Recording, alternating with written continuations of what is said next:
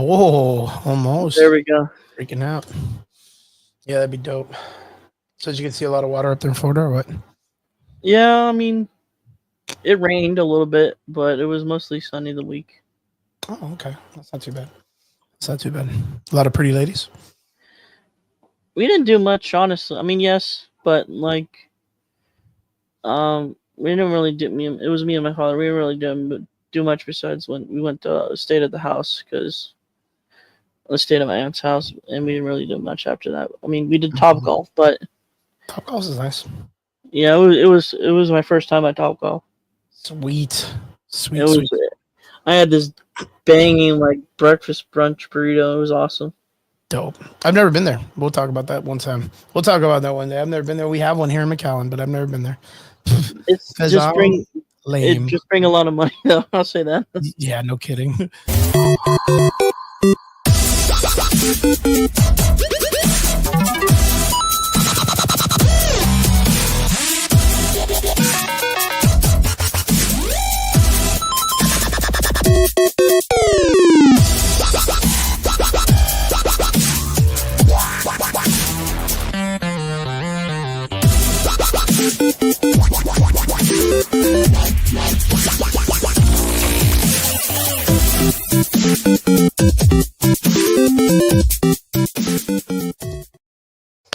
What is up? Welcome back. It's Sunday night. You're here with the Average Boys podcast. It's your boy Crispy, and I am joined here with one of our co-hosts from out of town, one of our awesome guys, Derpy Entertainment. Derpy, how you doing, my man?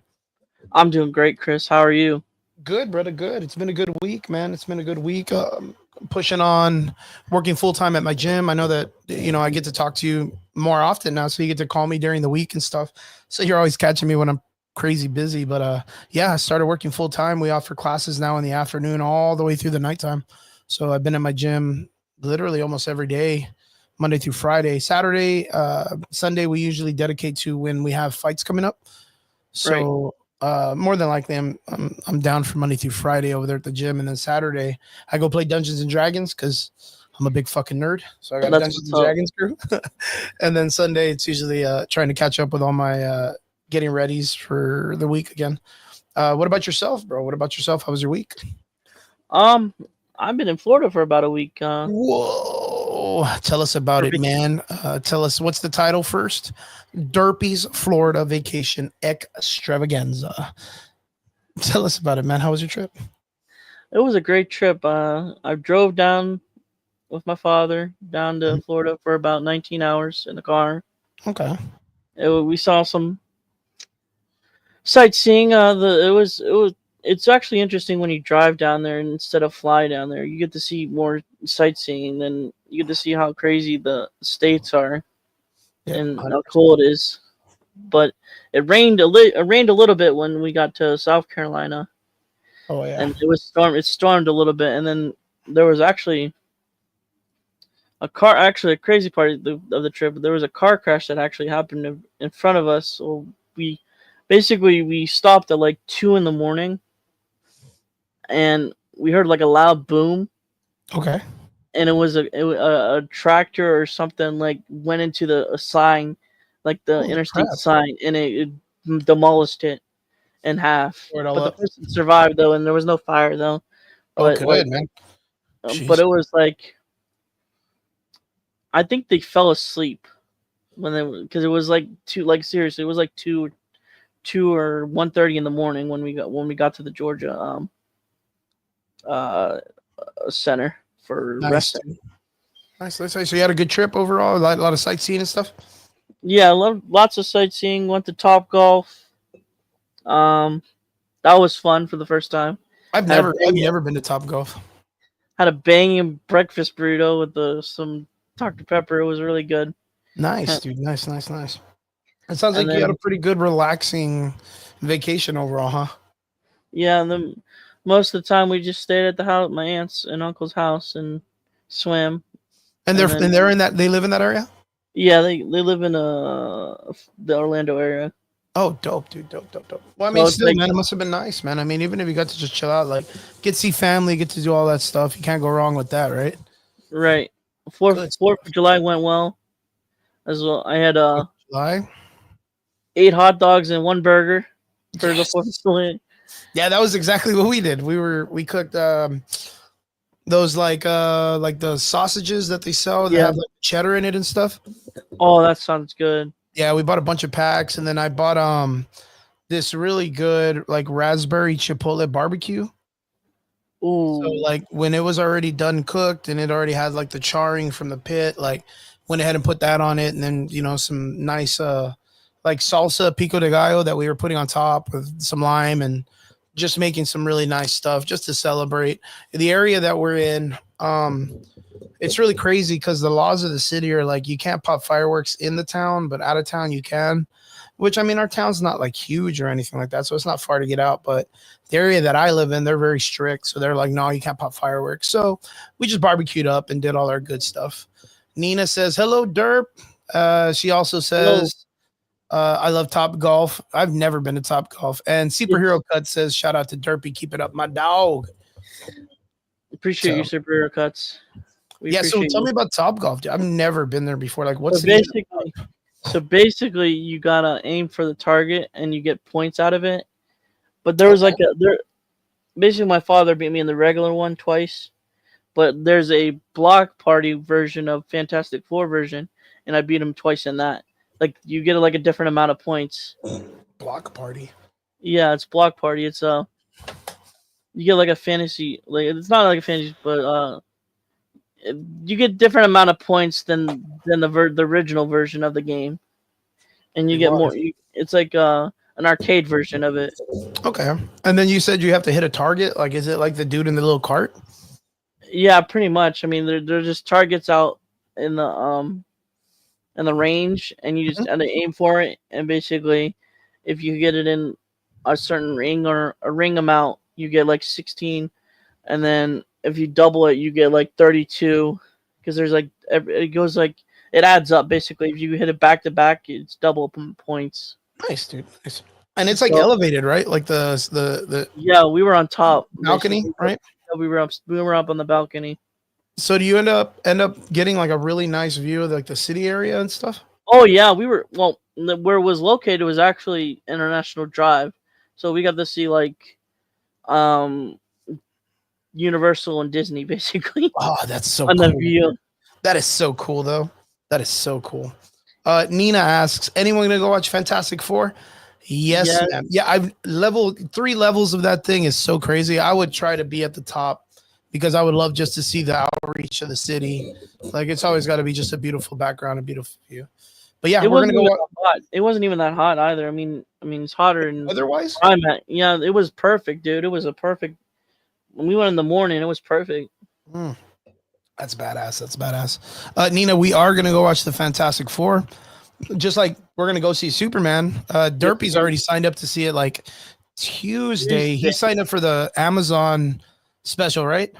Yes, sir. Let me put this up. So that's always a legit thing because I don't remember what movie they did that for the last time. I want to say it was like I think they did it for the Batman or something like that. That they allowed it to be where you can go watch it early.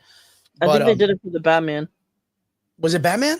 It might have been. There was maybe. Like 2-3 but years that's ago. Oh no, I was gonna say The Witcher, but The Witcher's not even out there for that. It's not even in the theaters. What the heck?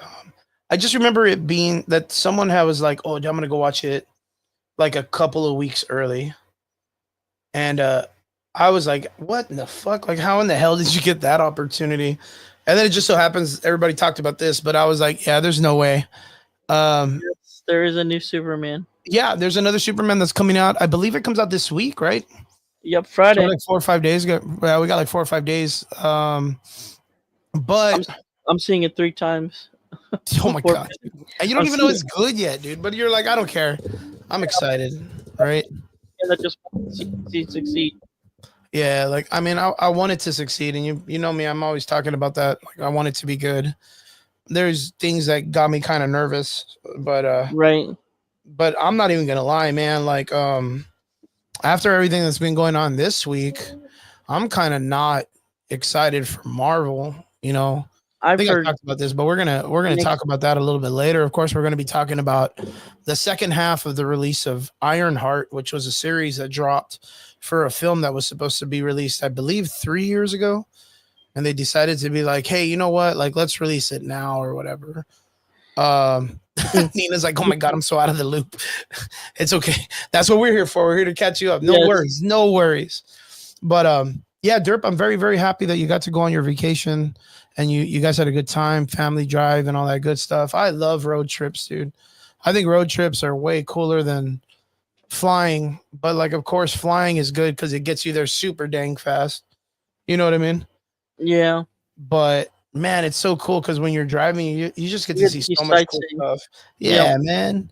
Like that's so dope. And then not only that, like you live in Ohio. Idaho or Iowa? Ohio. Ohio, right? Yeah. And like the traveling, like you said, It was I think you 19 said it hours. was 19 hours, right? Yep. Most times to get out of Texas is 18 hours. Oh my. Just to get out of Just the one to get out of Texas. yeah, just to get out of the state, it takes 18 hours. So like Heck I no. remember back in like 2009, me and a couple of my friends, we wanted a road trip for spring break. Yeah. And we drove up to Minnesota. And I remember it took us, like 18 hours to get out of the top part of Texas or whatever. Oh my goodness. And once we hit Oklahoma, then we hit like, I want to say Iowa, then we're like just on. And it was like we were traveling through each city, there's each state so fast. And we were just blown away, man. We were just blown away. But yeah, like I'm so happy you got to get that vacation going on, dude. It was so crazy. But Nina already said the thing, man.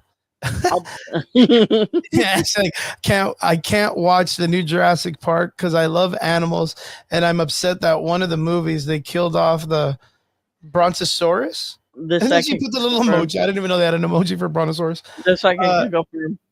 When he just wanted to escape, Nina, not even to kill it, like Derp. I'm not gonna watch that movie. I had no it looked all right on the trailers, but Jurassic Park lost me in the last movie. But Derp went to go see this, and I know Brian went to go watch it too. But Derp, man, I was laughing when you called me earlier this week about it. Like, Derp, tell me, you know what? Let's jump into this part because I haven't even made a banner for it because I was just like I thought it was just we weren't going to talk about it, but here I'll put it up right now. But tell us about your experience with Jurassic Park 3, or what was it? Jurassic Park what? What's this one 3? Derps. What was that? There you go. I said, was this Jurassic Park? What number was this? This was the 7th film, brother. And what's it called? Was it Jurassic World? Jurassic World Rebirth. Rebirth. Let me go ahead and put that up. All right, here we go. Derp, tell us about what you thought about it, man. Well, obviously we went down to Florida. Yeah. Off day we went to go see this film, and it was I don't even know how to explain it, man. It was just think like the reason why most people are going to see this film is probably because of Scarlo. Yeah, probably. I would say. But the reason behind their back is just one of the weakest reasons I've ever heard in my life for a movie. What was it or what? The reason they go back to the parks and all that is because they're trying to find a cure for heart disease. How? Like, what does that even mean? So wait, I don't know. What's like even like the synopsis of the story? Like, I know that they send like, what is it? They're gonna get like a group of people together, a group of extraordinary people, to do a dastardly thing or whatever, right? Right. And so they literally the reason is to find a cure for heart disease. And is it like a purpose? Is there like a character from the first movie who's dying or? Nope. No, it's just in general or what? Just a corporate that wants money. Oh man. And does it kind of go that way overall or what? I left 20 minutes after I left 20 minutes in. So you I couldn't even. That's crazy, dude. Because it was such a terrible setup for me. So like even the beginning was bad. What? Okay, so did your dad stay for the whole movie, or did you go back Yeah, in? he stayed for the whole movie. And what did your dad think of it at the end? Or did you go back in, or did you just kind of No, like, nah, I'm just I gonna hang out in went the in. lobby? I went in the car, dude. Oh God, dude, for like 2 hours? Yeah, Oh my goodness. So what did your dad say at the end? he enjoyed it, but he doesn't care about you know. 2 hours in the car. Even Nina's like, wow, that's crazy. 2 hours in the car. He didn't even, he don't care. He just goes for entertainment. Okay. Yeah, Well, he doesn't criticize it. so if you just go off, if you go in there and you're not looking at as like a review kind of guy or like someone who like is down for like good storytelling or anything, you're just I watching was it for, I was excited to see it, and then it was just like, then it just dropped and the I would, ball. yeah, I just wish I would have saw F1 instead after that. Yeah. Well, it's not even that. Like, well, Nina says he doesn't pick apart movies. I don't know if it's even picking apart because like you went in there excited to see this. Yeah, So like I don't think you would have been like trying to purposely tear it apart.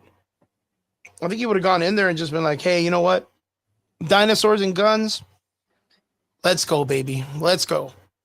and then the jokes for like the first 20 minutes were just making fun of men, basically. Oh, so it had a bunch of that stuff in it. Yeah, Scarlett was just making jokes of making fun of men, basically. That's And I, crazy. and I couldn't like I couldn't sit down for that.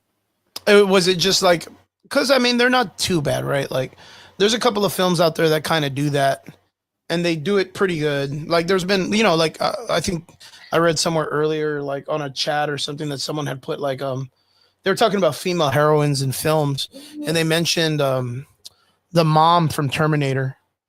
She's a goat. Yeah, Sarah and Connor. we love her, right? Sarah Connor. Yep. And the thing is like her character had a bunch of like machismo lines, right? Like the machismo, Right. like the tough character. And it's never too crazy. Was it filmed by No, they women? were fun, man. I mean, I enjoyed all the movies back in the day. What's up, David? What's up, my No, it dude? wasn't filmed by Adam women. Bucks. Yeah. But it Nina was written by says, the original. what's up? What's up? It was originally written by the. This one was written by the original writer of the first film.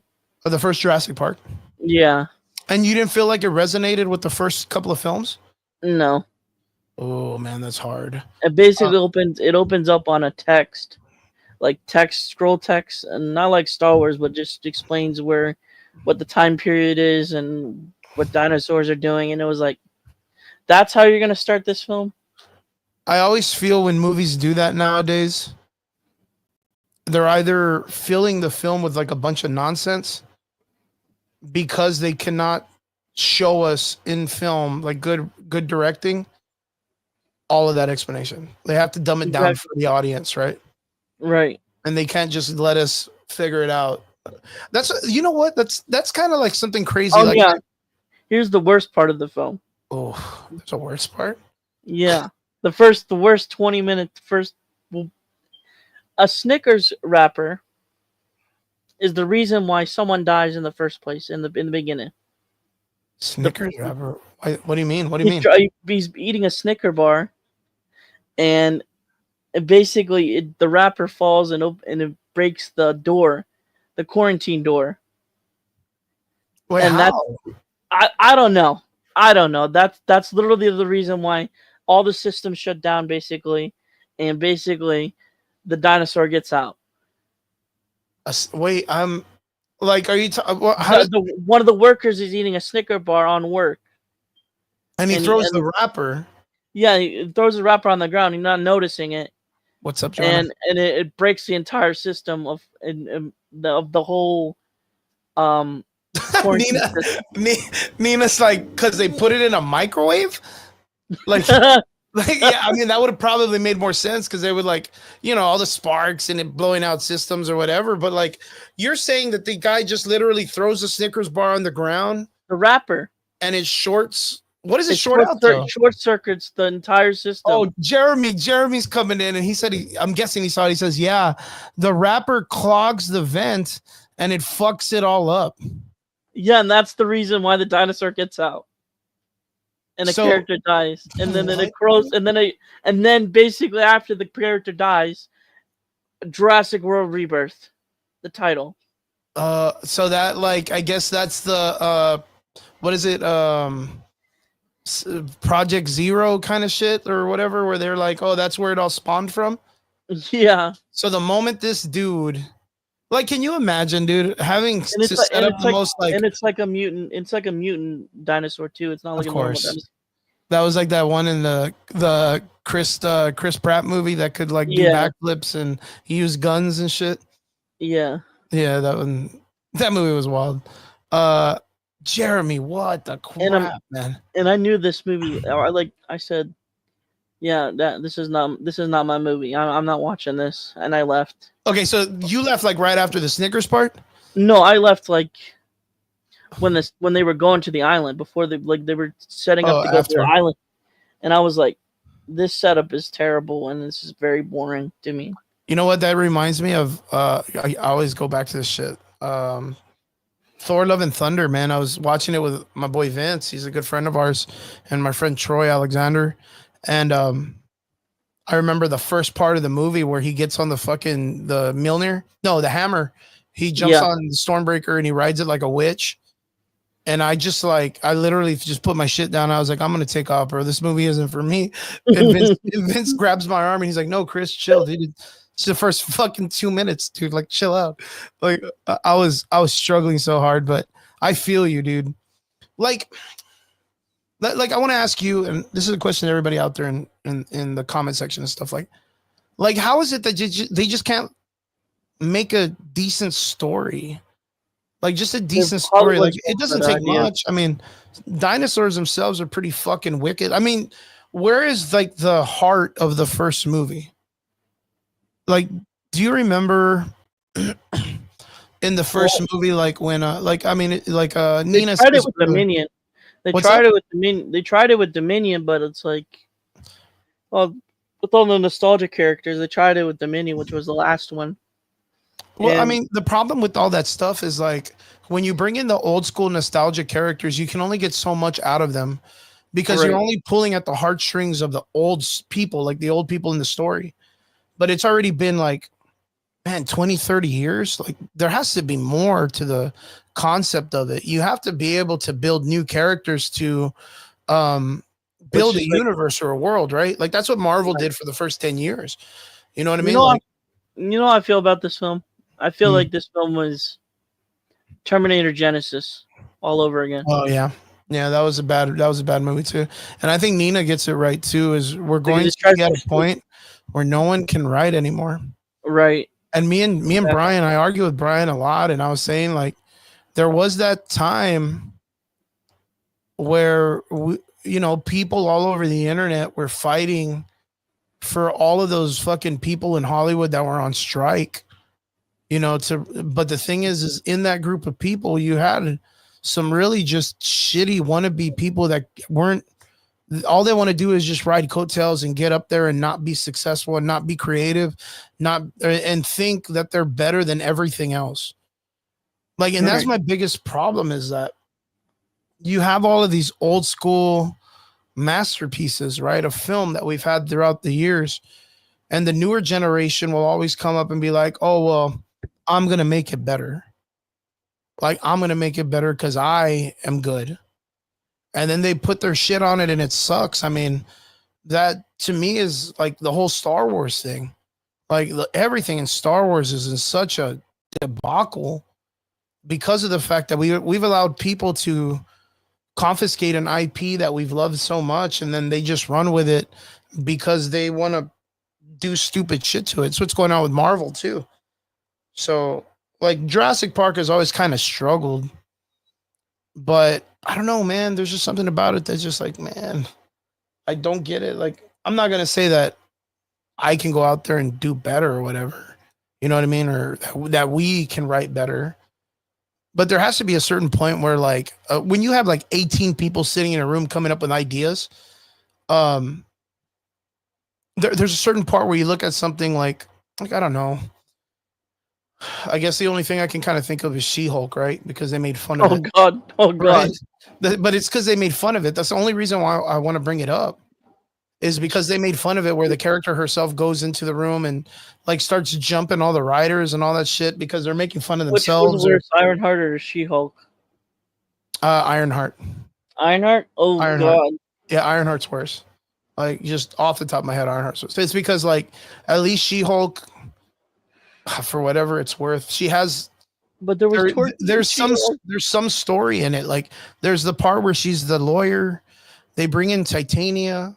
They had Daredevil and their relationship, so you know she's like that. She kind of knows people in the universe, and she hooks up with them. That's what she's known for in the comics. Like there's things that are still kind of relatable. Out of Ironheart, I don't know whoever saw it, but like she's just a fucking piece of shit person, dude. Like she's not a hero. She's not anything, and like she's just a piece of shit. Like from beginning to end, a piece of shit. And we'll talk about it in a little bit. So, and I mean, I'm down to talk about it. If anybody wants to talk about that in a positive way, I'd like to know because I couldn't find anything about it that's positive. Like literally, I couldn't find anything that's just a good story. Ironheart, I don't know. We'll cover that in a little bit. A little bit, yeah. Yeah, Jurassic World, I just did not hear good things about. But again, it's like right now, I feel really weird because like it's either Marvel or DC right now in Hollywood right now. I think. I mean, there's a couple of people like you had. I forgot his name, but the guy that made Black Panther made the movie Sinners. You have Raka, who made like an A4 horror film. Like you got a bunch of cool films that still F1.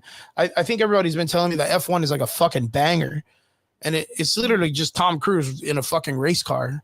You know what I mean? Right. Like, but like Ryan Coogler, I believe. Ryan Coogler, that's right. Ryan Coogler. But like, damn, dude, like how like let me any one of you individuals out there, including yourself, Derpy, if Marvel called you tonight, yes, and was like, hey man, like I know you do some cool shit. I've seen you on your podcast. You seem like you're pretty passionate. You know, I see you with these dudes talking about comic books, and you have a really good mindset. I would like you to write She-Hulk, like the next season. Oh god. No, just on the whim. Like if they called you, would you be like, okay, cool, I'm gonna tell all the actors not to read comics. I'm not gonna read any of the She-Hulk comic books. I'm just gonna go in there and fucking wing it. Or are you gonna do the research? I would do the research. Yeah, and you're gonna fucking find out about the character because you don't want to go out there and be a fucking asshole. Like you want to represent the character and respect them for what they are. And I just feel like Marvel doesn't do that anymore, man. Fucking dude, man. It's wild.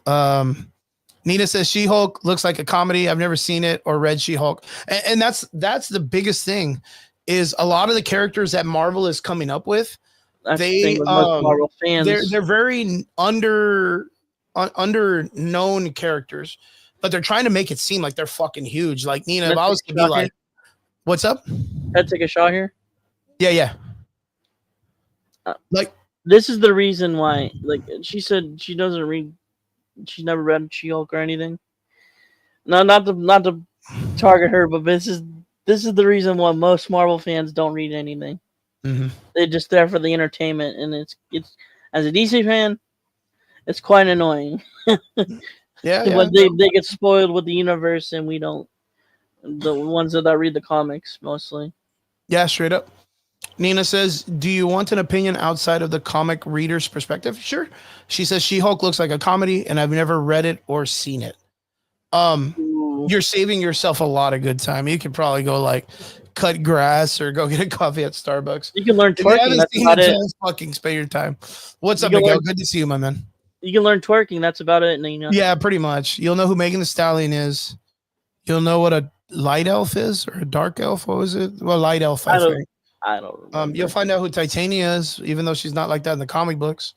And you'll see Daredevil make the walk of shame at night after he hooks up with She-Hulk and she doesn't give him a ride.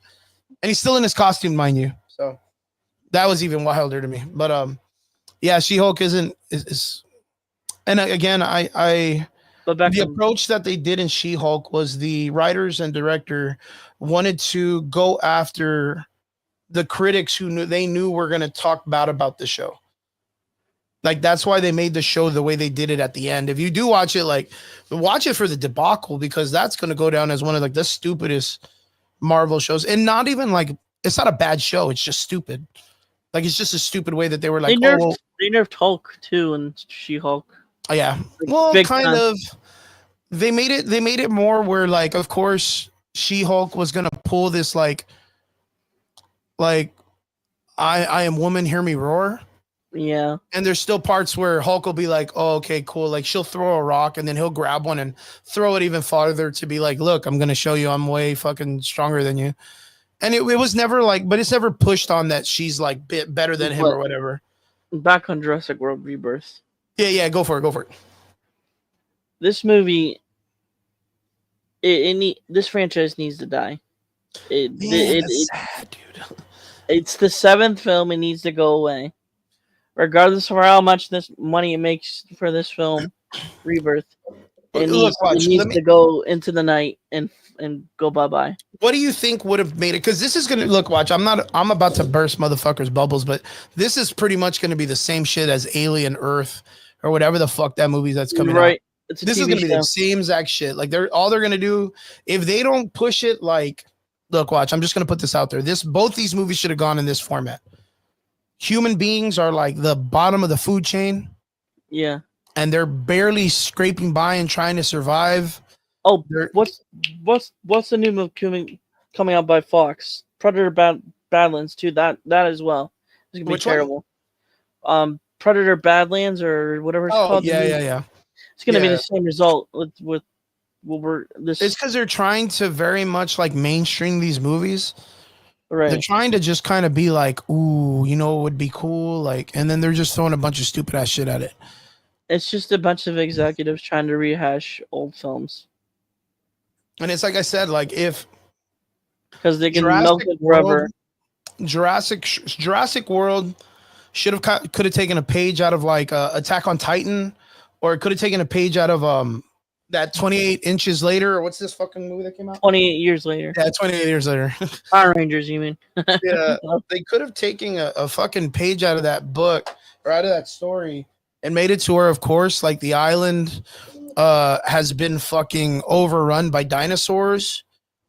And they either you have like maybe like different countries that are going in and they're trying to make like the T-Rexes and the bigger ones into like these fucking like weapons of other, like, you know, if fucking, I don't know, like if Hamas or some fucking crazy country, you know, fucking got a T-Rex, you know what I mean? Like, and they would just, you know what I mean? Like, that's what they should have done. Cause then it's like, oh fuck, we got to do something about this. Like, it's getting out of hand. And then you have like the fucking whales, those big ass ones with the big mouths that have like crocodile mouths. They're going around just like fucking going through the ocean, just fucking up whales and you know, just make it to where like the earth is almost going to be uninhabitable within the next couple of years. And people are like, yo, it's either we do something or we wait for another fucking comet, right? After Earth type shit. Yeah. They need something like that. Same thing with this alien story. Like, you know what I'm talking about, the movie After Earth. After Earth. Yeah, I remember that movie. That was so bad. Dude, 28 years later was wild. I mean, it wasn't as good as the first movie. I heard there's like a Power Rangers moment. No, there's a whole ass. That's why I made fun of it with 28 inches later. There's like fucking zombies with like huge ass like dongs that are like fucking running after the people and shit. And they're just like whipping all over the place. Yeah. And I was like, well, I get the realism of it, right? Like making it to where like the body's like just like, what's the point of the but what's the point? Like it's a fucking, they're chasing a fucking 12-year-old kid around with a lady, dude, like with his mom or whatever. And it's like a fucking, can you imagine like fucking, I made fun of this last week and it's like, can you imagine being the parent of that 10-year-old that's like, hey, you got the audition. Like, don't be freaked out, but your son's going to be running away from two naked dudes with like huge wieners. And it's like, what? And be like, no, you're cool. It's not Nickelodeon. Dan Schneider is not on the set. You know what I mean? Like, you're fucking like, fucking what? Like, I'm going to sign my kid off on this? Like, yeah, I don't know. I heard it was kind of wild, but I didn't hear it was all that great. So it's iffy. It's iffy. Then I redacted that. That's funny. Overall. No, don't watch it. You're going to freak out, man. It's crazy. It's crazy. Overall rating for Rebirth. For Jurassic World Rebirth. Oh, are you talking about me with 28 inches later? Or are you talking about... Just me for this move. Okay, I know you're not going to see it. Well, I don't know how you review it. You're only there for like an hour. Negative 20 minutes. Negative 20 minutes. You heard it here first, folks.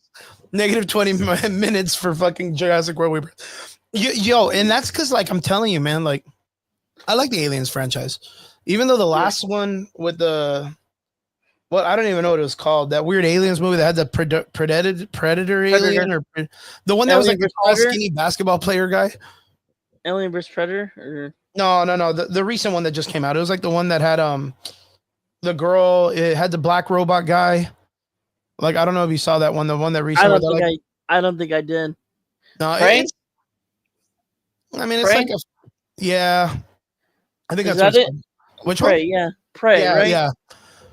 No, that's Predator. I'm talking about Aliens. Oh, Aliens. So Predator, Prey, Prometheus. No, Prometheus. No, not Prometheus. Yeah, Prometheus was a good story. Let's see, Aliens. I think it was like Romulus. Yeah, Romulus. Alien Romulus. Yeah. It was mediocre. Like 3 years ago, right? Yeah, it was. Well, it came out 2024, but it was mediocre. It had a lot of like they just took a bunch of shit from the original Star Wars or Aliens movie and just kind of rehashed it, like you said. And there was a lot of shit that just like fell into place. Like rather than it feel organic in the film, a lot of stuff just kept happening. You know what I mean? Like, he's just naming movies. That's what I'm saying. You're like Ghostbusters. It's like not even the same. Corbin Dallas. Cobra Kai. Corbin Dallas, my man. Corbin Dallas. But yeah, now the concept is okay. Well, where are they going to go with this whole alien story that's coming up, right? Let me remove the banner because we're gonna do a little free talk before we go to our next part. Because they're gonna do an aliens world, right? If I'm not mistaken. Let me bring it up. Yeah, aliens. That sounds terrible, dude. Yeah, aliens world. Just let the franchise die. Let it die, man. Yeah, they're supposed to do Alien Earth, and if it's an FX trailer, it's a TV and what it is they're supposed to be where one of the ships that belongs to Wayland's crash lands on the planet Earth, and it has like 4 or 5 different species in it. It's it's not just the aliens one. It's like apparently the Wayland's people were like just going around and collecting DNA and samples of like any or every species that was known to be able to like conquer planets or some shit. And this thing crash lands on Earth and all that shit gets let out. I think it's going to be on FX. Yeah. And, I mean, can you fucking imagine like that show needs to be like, it depends on how they approach it. Right. It depends on how they approach it, like with the creativity of the original Aliens, then it's gonna bomb. But if they do their own thing, with it, then it could be cool. I feel like they should approach it like a Last of Us season 1. Like the world is like completely gone to shit. Yeah. The world has already kind of been where the madness has happened. You can have flashbacks showing like the world falling apart in different ways to build. They can approach it like what's it called from Planet of the Apes series, the new one. Yeah, I remember that. Good call. Well, Dawn of the Planet of the Apes, where the Earth is like completely lost, like infected by something. They're like basically infected. I basically think, or there's like a sickness out there that's killing people, and then they have to put them in a quarantine zone or something like that. Yep. I kind of feel like something like that would be cool. Yeah, like I feel like they need to really land it to where we see the gravitas of the whole situation and we know that the humankind is not the top of the food chain anymore. Or they could approach it like you said, with 28 days later, or years, 28 years later, or 28 weeks later, or something like minutes. That. Yeah. 20 minutes, negative 20 minutes. Negative 20 minutes later. But like, it really does. It depends on how they approach it with Alien Earth. Yeah, I think it's important, man. I think it's very important. I mean, these companies, they don't understand that they don't have to make duds and be like, it doesn't matter. They're gonna watch it anyways. Like they're gonna milk it till it dies, dude. And that's the problem. Is like it dies pretty like right now with the way it is. I think, That's what Disney does. They're just gonna milk everything until it but dies. that's the problem. I think we've talked about this before, where Disney's like they're hemorrhaging money, Right. right? We talk about this like almost every week, where I say like they can't have any more losses. It's because all the original Imagineers and all them creative animators and all those guys, they're gone.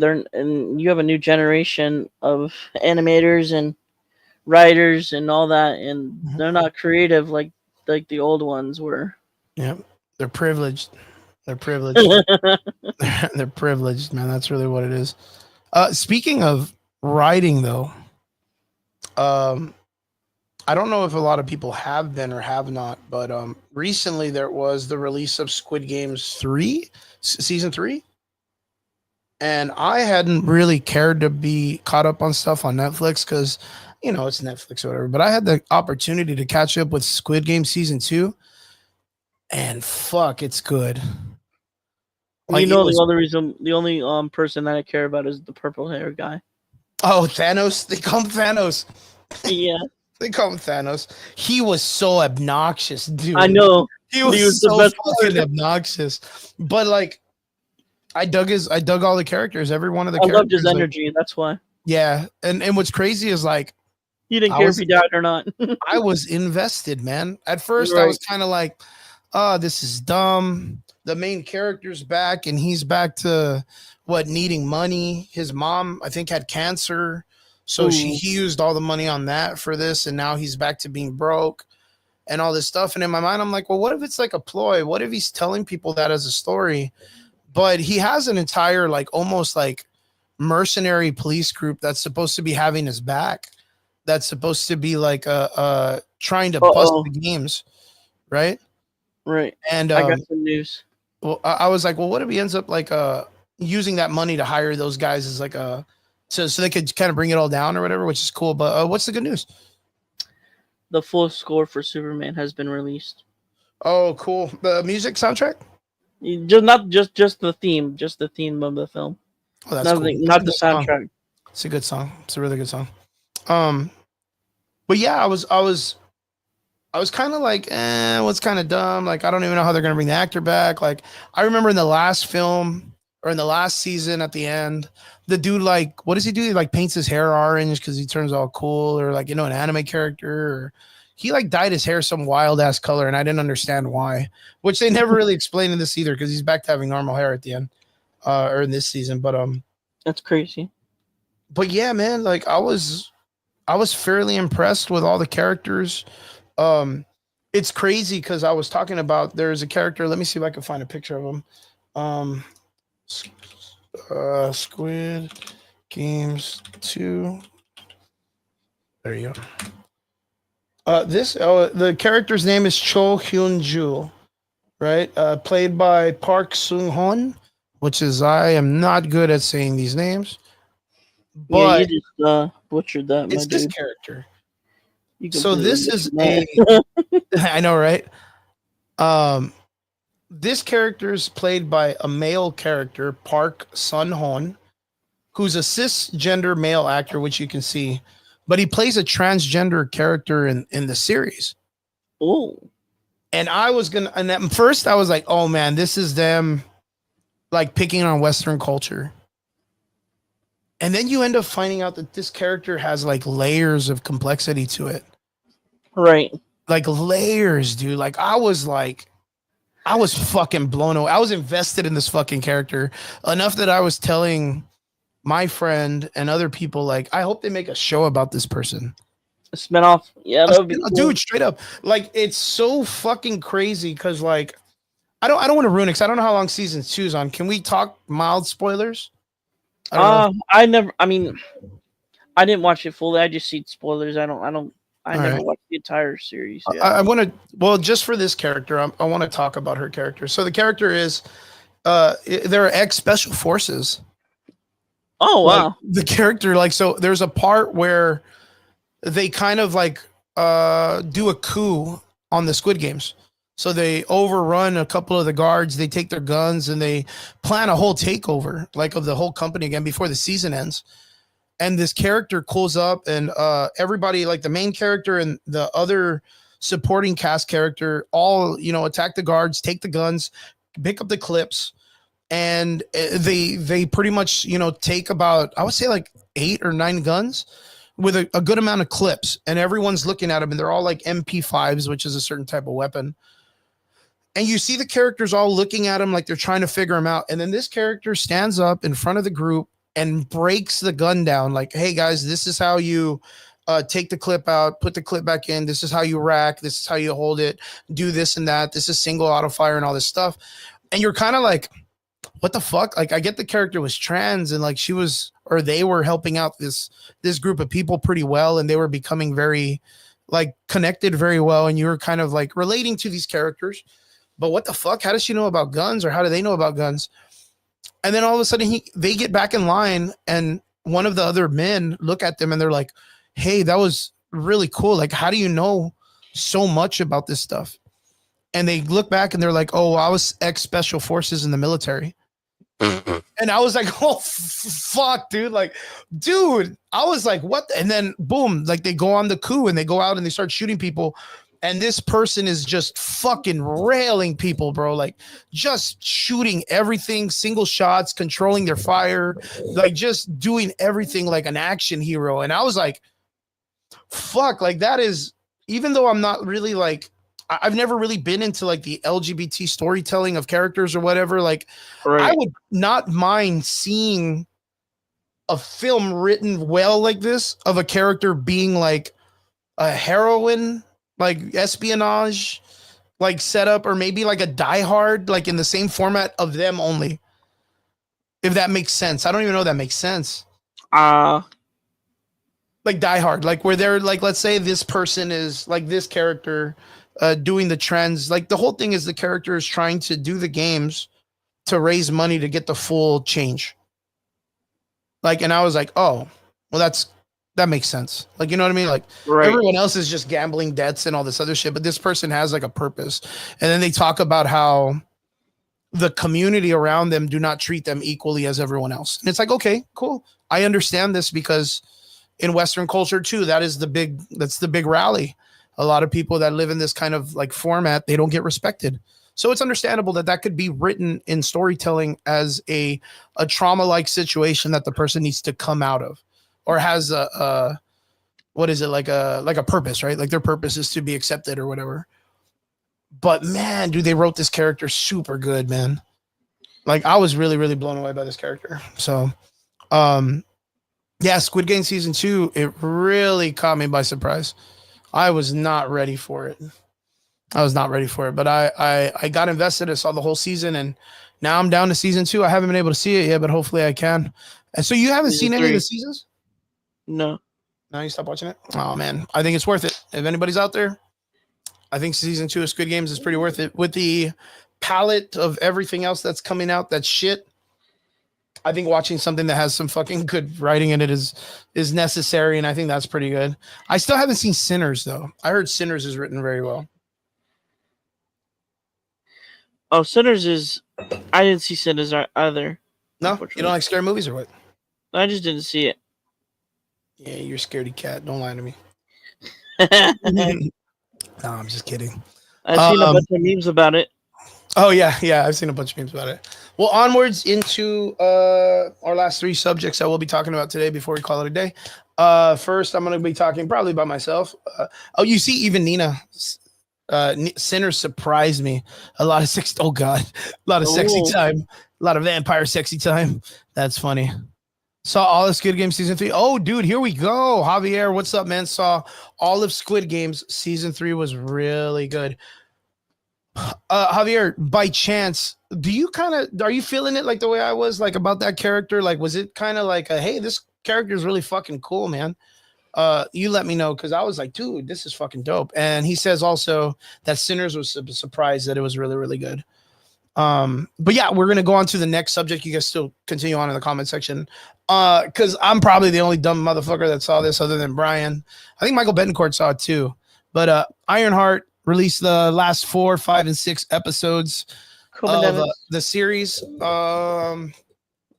quote My God, unquote. folks, my God. I could only get up to the ending of episode 4 before I just turned my shit off and went to go play video games or something else. Iron Like trash. Ironheart was pretty bad. And I'd like to get into the conversation of this. So, if anybody in the comment section has seen Ironheart from either the first 3 episodes or the entire episodes, go ahead, jump in the comment section. You guys drop your information, your thoughts on the series. I'm gonna lay it out the way that I felt. Ironheart. Can I say something before you? Yeah. You know how we originally were gonna get we thought we were gonna get the kid as the new Iron Man at the end of the game. That's the daughter, right? She is a character. I don't know why they didn't go that way, but yeah, yes. And then the other kid from Iron Man 3. Iron Lad. Yeah, Iron Lad is another character that has been teased, which I don't understand. But yeah. And remember when we thought we were gonna get them instead of Ironheart? Yep. Just a thought. Continue. Well, I mean, fuck. I don't even know. Like, I thought it was nuts for Marvel to even be like, oh, you know what? Here's that kid all grown up. Like, here he is at the funeral, and everyone was like, who the fuck is that? I just remember being in the theater and sitting next to my friends, and someone was like, yo, who the fuck is this white kid with the blonde hair? Like, who the fuck is this guy? And I was like, oh, is that the kid from Iron Man 3? And like, was it Iron Man 3? Yeah, Iron Man 3, right? Iron Man 3. And a bunch of my friends were like, Iron Man 3? Because they didn't even care to watch Iron Man 3.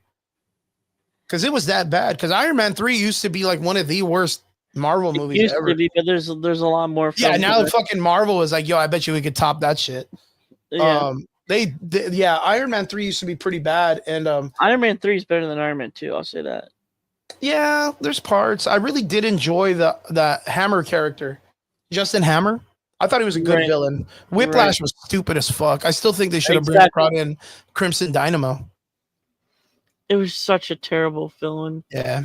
There were some parts that were cool. I'll never forget I thought the suitcase transition was so fucking dope.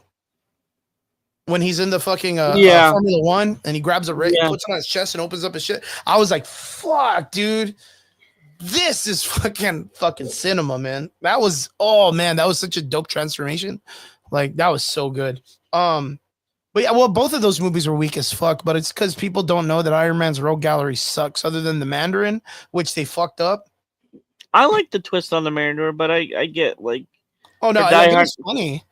Like, yeah, it was funny, and it really had a funny twist to it. But like, but I get it was, you know what that reminds me. You know what? Fuck, I didn't even put that together, and there it is.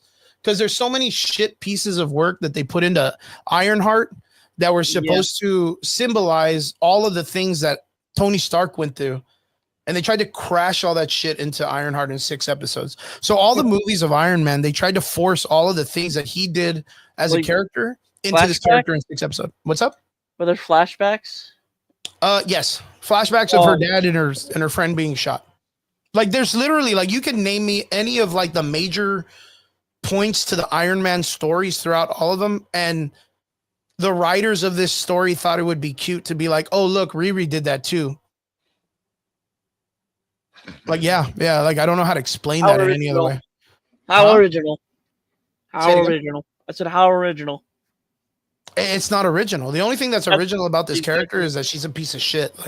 Like through and through, this character, Riri Williams, they wrote her as a huge piece of shit. Like, nobody's able to justify the idea that why they're calling this character a hero rather than just saying that she's a fucking villain. She's not even an anti-hero. She played a better anti-hero in Black Panther 2, where when Namor finally attacks Wakanda and she feels like she needs to do something and she starts helping the mother. And then, of course, like her helping Shuri at the end and stuff. But other than that, this character's... What's up? I'm one of the few people that actually liked Wakanda Forever. No, I thought it was cool. Like, I thought it was great. I thought it was a mistake that they didn't want to bring in another actor to play the role. I tell people all the time, it's not replacing.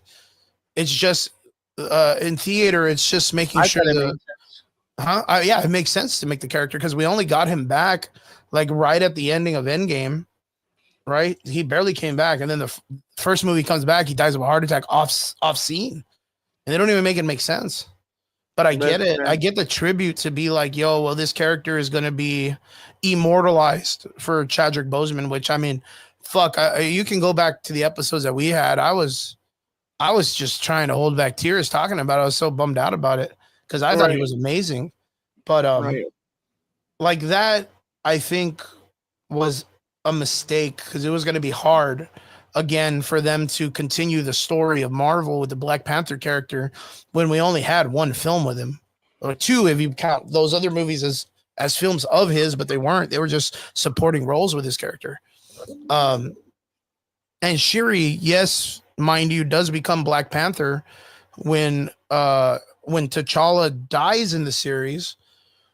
But there's a whole other story when he goes to Necropolis, which is the city of the dead, and then becomes the king of the dead, and then comes back. And then in Secret Wars, which is the story we're going to get, he then steps up to become the king of the dead in the story, and then controls the Marvel zombies in the attack against God Doom, which is by far one of the coolest comic book panels ever. And the way that they write this shit, we'll never get that stuff in comic books. Or we'll never get that shit in live action, which sucks because those are fucking badass scenes in the comics, man. But yeah, Ironheart was a really hard watch. They really, whoever wrote this story just needs to get fired. Like, just fucking, just fire him, dude. Like, the whole fucking caboodle, man. The whole 9 yards. Yeah, all of them, man. Like, just fire them all, dude. Like, it was bad, man. Like, if Brian says it's bad, it's bad.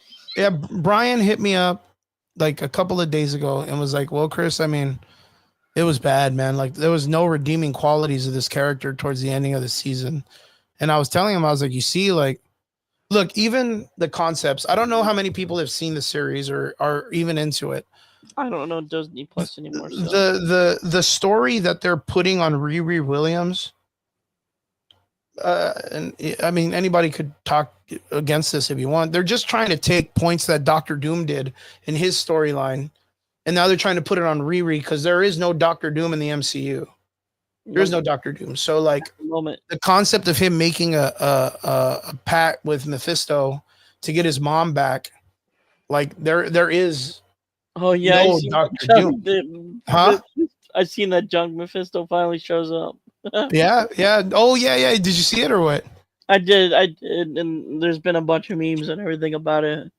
Can you imagine that this entire series was made to build a character that no one liked when the series was out?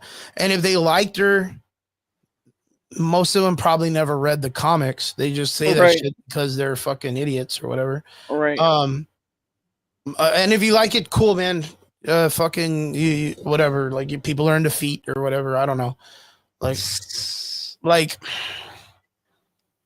it nobody is talking about that season. None of the episodes being good.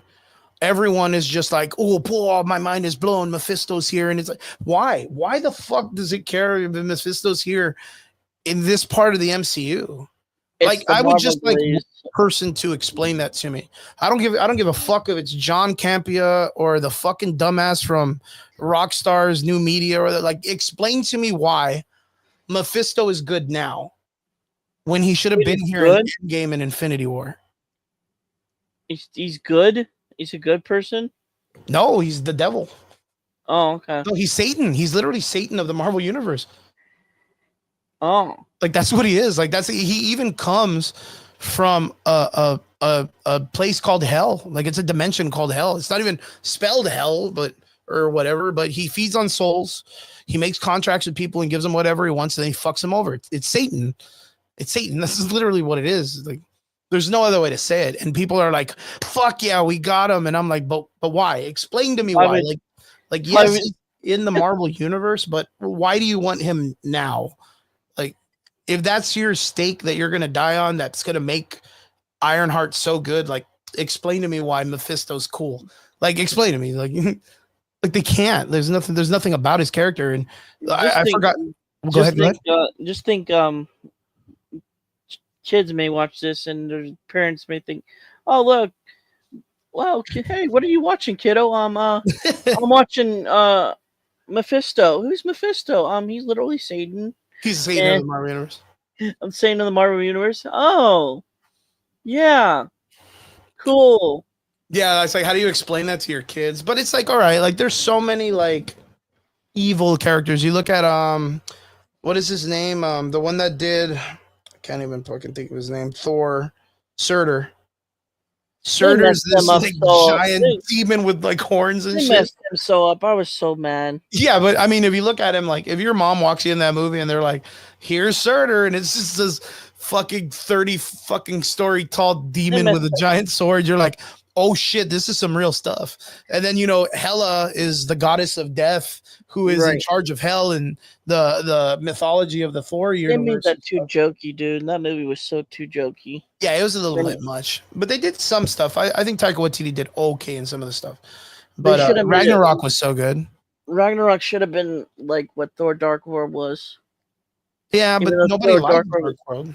I know, but it's because it was more mature. Yeah, I mean, I thought it was okay for its time. It's like, I didn't think people were gonna understand. Like, well, why aren't the Avengers all coming together to help this dude out? Like, it's gonna be like excuse after excuse after excuse. Right. Yeah, because it was like, well, you have this like world-ending event, but for Loki, they'll come in for an alien invasion. But for these guys, hanging out in Washington or wherever they're at, like there's really not really much. But it's because Thor had that shit. He had that shit, I guess. Like it's crazy, but it's cool. But yeah, everyone is excited about Mephisto, and I am just like, it doesn't make sense. Because it's like, well, what are you going to do? Like, the only thing that Marvel can possibly do with his character.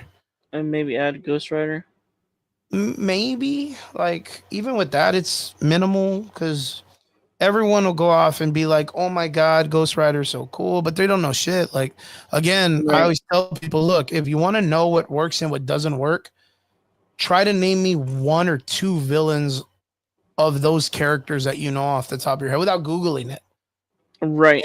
And if you can't, then you don't know shit about that character. You really don't. Right. And that was the problem with, like, I'm going to say it straight up. That's the problem with Wonder Woman, is no one knew anything past Ares. And even with Ares, no one even knew.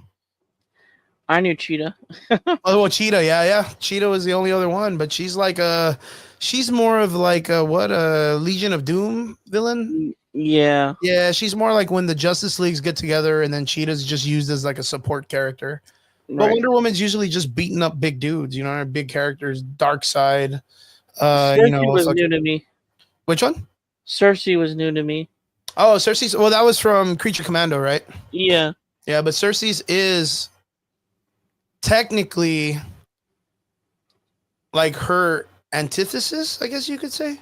Yeah. Like she's more of like a higher up in the rogues gallery than possibly even Cheetah. Because that's from their own culture. Cersei comes from like the Amazonian culture. Yeah. Or, like even like the Greek culture and all that stuff. So yeah. Ironheart. Ironheart was fucking hard, man. Ironheart was so hard. The only thing I can see them doing with Mephisto from here on out is making him a general in Doctor Doom's army, like the generals in Battleworld all kind of take over like a certain. Sweet. What's up? That's sweet. What do you mean? If he's a general for Doomsday, that'd be sweet. Oh yeah. If they did, because there's Apocalypse, Madeline Pryor. There's a bunch of random characters that are all like the generals under him. Like, I don't know if you remember that, but there's like so many different variations from different multiverses. So they'll have like a group of Sinisters, Mr. Sinister's, a group of nobody. This is what makes me so upset. Mm-hmm. Marvel fans are so spoiled. They're so spoiled. What do you mean we're so spoiled? They don't know. Most of them don't even know anything about what you're talking about. Like, when it comes to Secret Wars or especially Secret Wars and I mean, they obviously know Doom's Doom, but like they don't There's no they don't know story of nothing about Doomsday. Secret Wars. Yeah, they don't know nothing about Secret Wars. Yeah, but even that concept, like, even me, like, I'll admit it, and most of the guys won't admit it. Like, I don't know what the fuck Doomsday is. Like, I remember Doomsday from literally like synonymously being from It's gonna be DC X-Men. more than anything. Like, that's Doomsday. Like, every time you see something in comic books called Doomsday, that like that's the Superman villain Right. Doomsday. Like, that's where comic book people, you say Doomsday and you're like, oh yeah, DC. Nobody It's knows gonna be- anything in Marvel that's like, oh, Doomsday, the Doom story. No, How no, does this fuck even that. set up? How does this even set up the Secret future of Secret Wars and all that? So the only thing that I can kind of think, and this is just me, you know, because again, I know Brian and yourself have called me out on being like, yo, you need to be a little bit more chill, like less comic booky and more like, you know, just making shit up. Doomsday can only be more like Time Runs Out. Time Runs Out, Right. where all of the different storylines that were going on in that part of the 616 all coming to an end.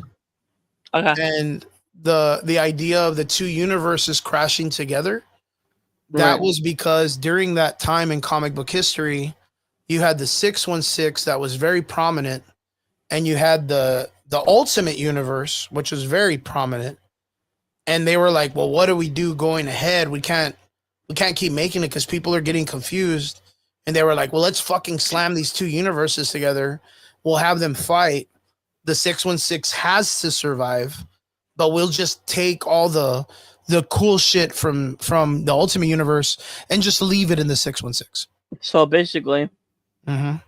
it's the MCU versus the Fox universe. Yeah, that's what's going on right now. That's going to be it. Like, so the Ultimate Universe has been substituted That's their version with of the it, Fox basically. universe, because again, where Marvel had a lot of its problems, even at the beginning of its like 10 years and 20 years, I don't know how many years we're in right now. We're like fucking 16 years already. Was there was no mutants, like zero mutants. And I mean, I can guarantee that any person that was watching Marvel movies, including yourself, that's more of a DC fan, would hear people complain of like, well, where are the mutants at? Like, where are the mutants at? Like, where are the mutants? Like, aren't the mutants or aren't the X-Men supposed to be here somewhere? Or where are they at in the universe? And we were always looking for like Are those Easter rumors eggs. true about X-Men? Mm-hmm. We're always looking for Easter eggs. They're gonna make it the W word. Yeah. So what's gonna happen is at the end of this entire series, the end of Secret Wars, what's gonna happen is probably like a really Temu Dollar General version of the Doctor Doom versus Mr. Fantastic fight. And Doom in that fight has to admit that Reed would have done it better, that he would have created the universe back better than Doctor Doom would. And then that's when whoever controls the superpower, which at that time is Owen Reese, the Molecule Man, he's the guy that kind of like, he can control everything. But now I think they're going to consolidate that and make it Franklin Richards. Richards, who will probably be a teenager by that time. This is the problem. This is you're getting into way too much like. But this is what happens in the comics. I know, but I don't think anyone's gonna like.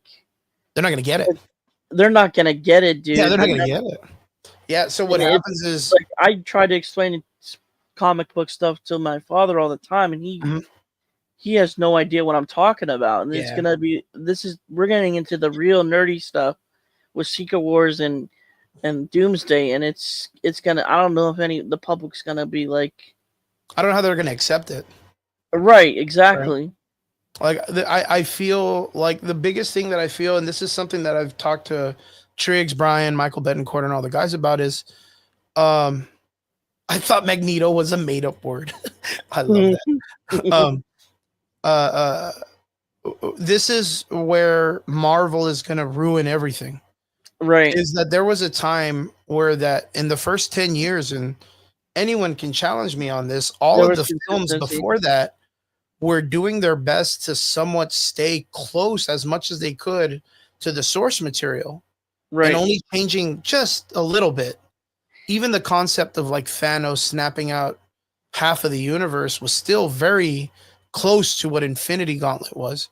I didn't get my Or in- helicopter. Oh yeah, well there was. It was in Loki. It was in Loki. Okay. Yeah, Cool. it was in the Loki in the other world, the one that's supposed to be like the void or whatever. There's a helicopter, you can see it, and so was Throg, the Frog Thor. He's like in a bottle. Like it's super crazy that they even showed that, but I was still doped You know about it, what right? you know what I hope we get in the DCU? Hmm. The Invisible Jet. I think that would be funny. I always thought it would have been funny in the Snyder cut when the Flash is running around Right. the Batcave, like he would have ran into it.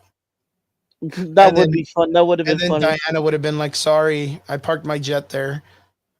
That would have been fucking hilarious, but nah, Yeah. Snyder's not about fun. Nope.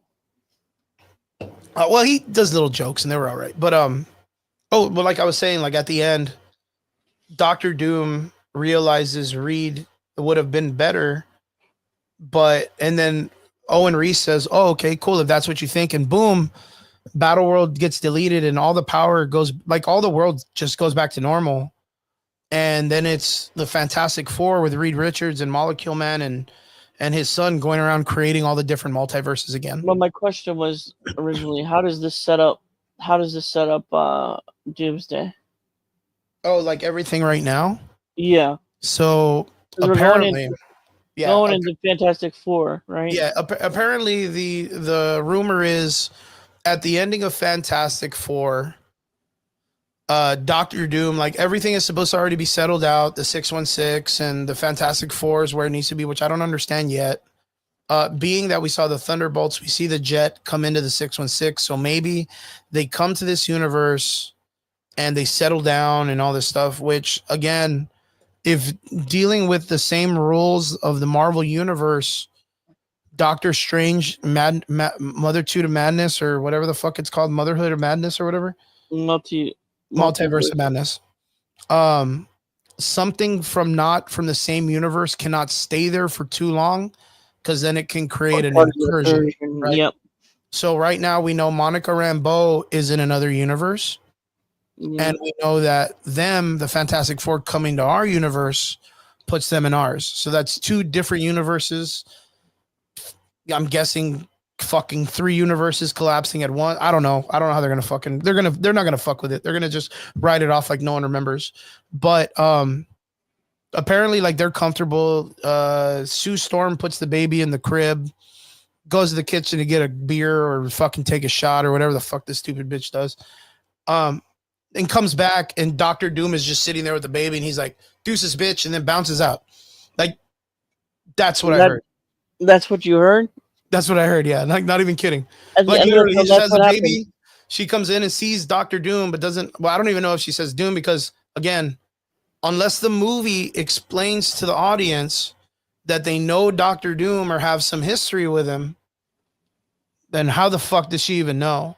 But knowing comic books, Doctor Doom is the official villain of the Fantastic Four, which means he should be developed as a villain in their story. Because if they don't, the whole thing of him hating Reed and doing all this shit, like it doesn't make sense. Doesn't make sense. So that's all I'm saying for that. Like I don't even have to get into detail about why, but it doesn't make sense. That sounds terrible, dude.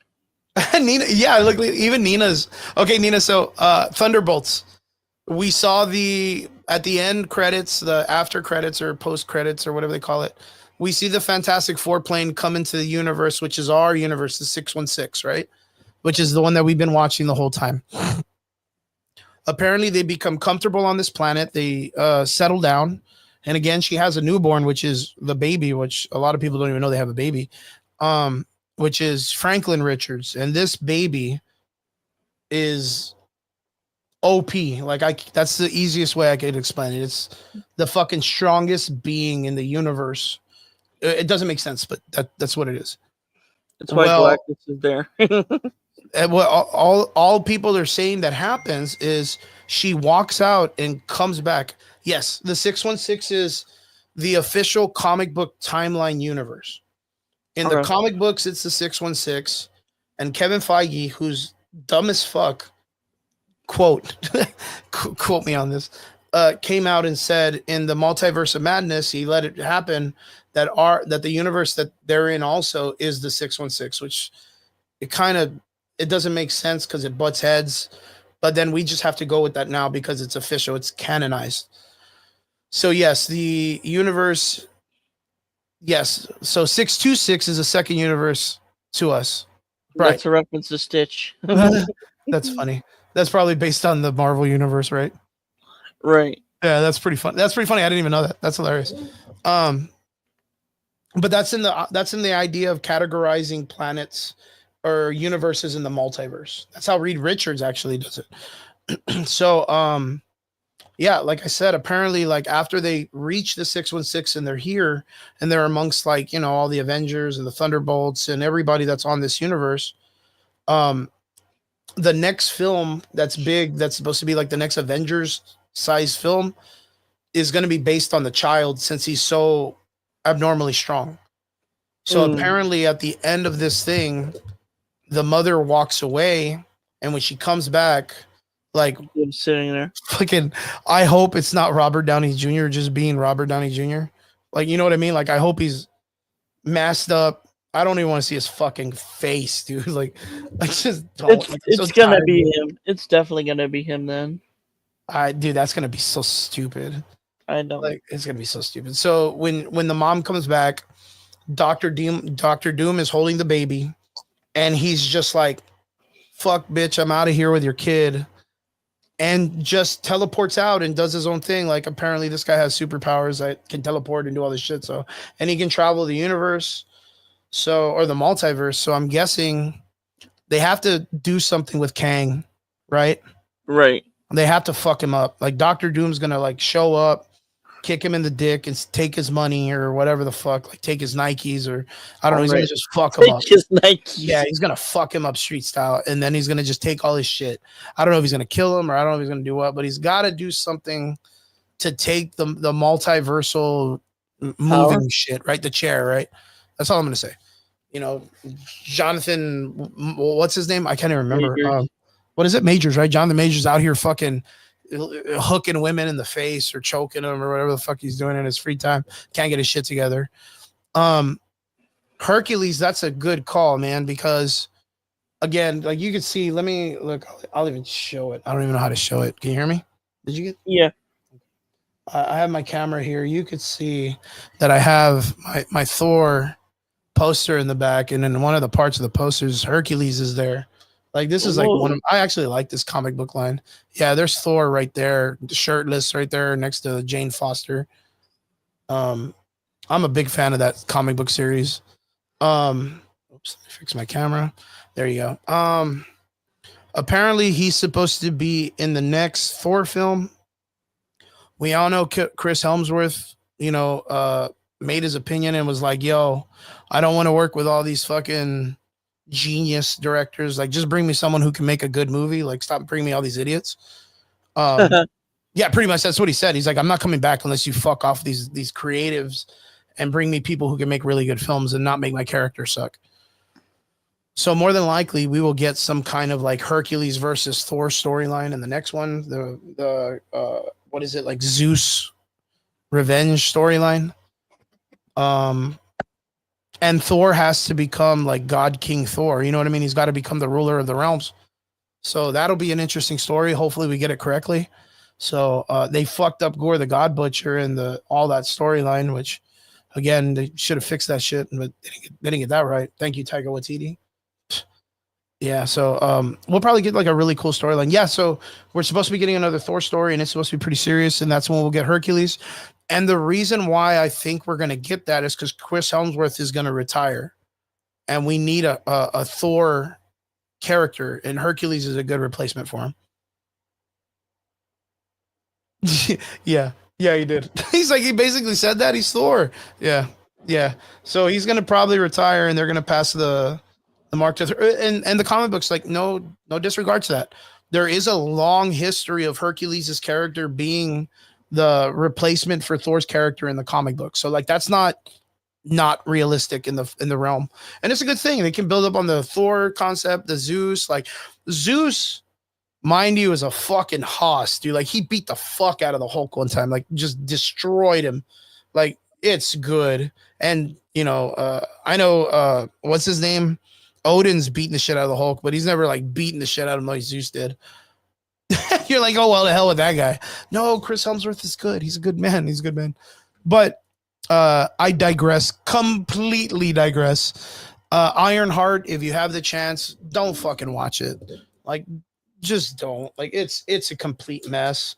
The character through and through from the very beginning, lies, cheats, and steals, which of course synonymous with hip hop culture and all this stuff, which I get. They wanted to theme it off of this thing.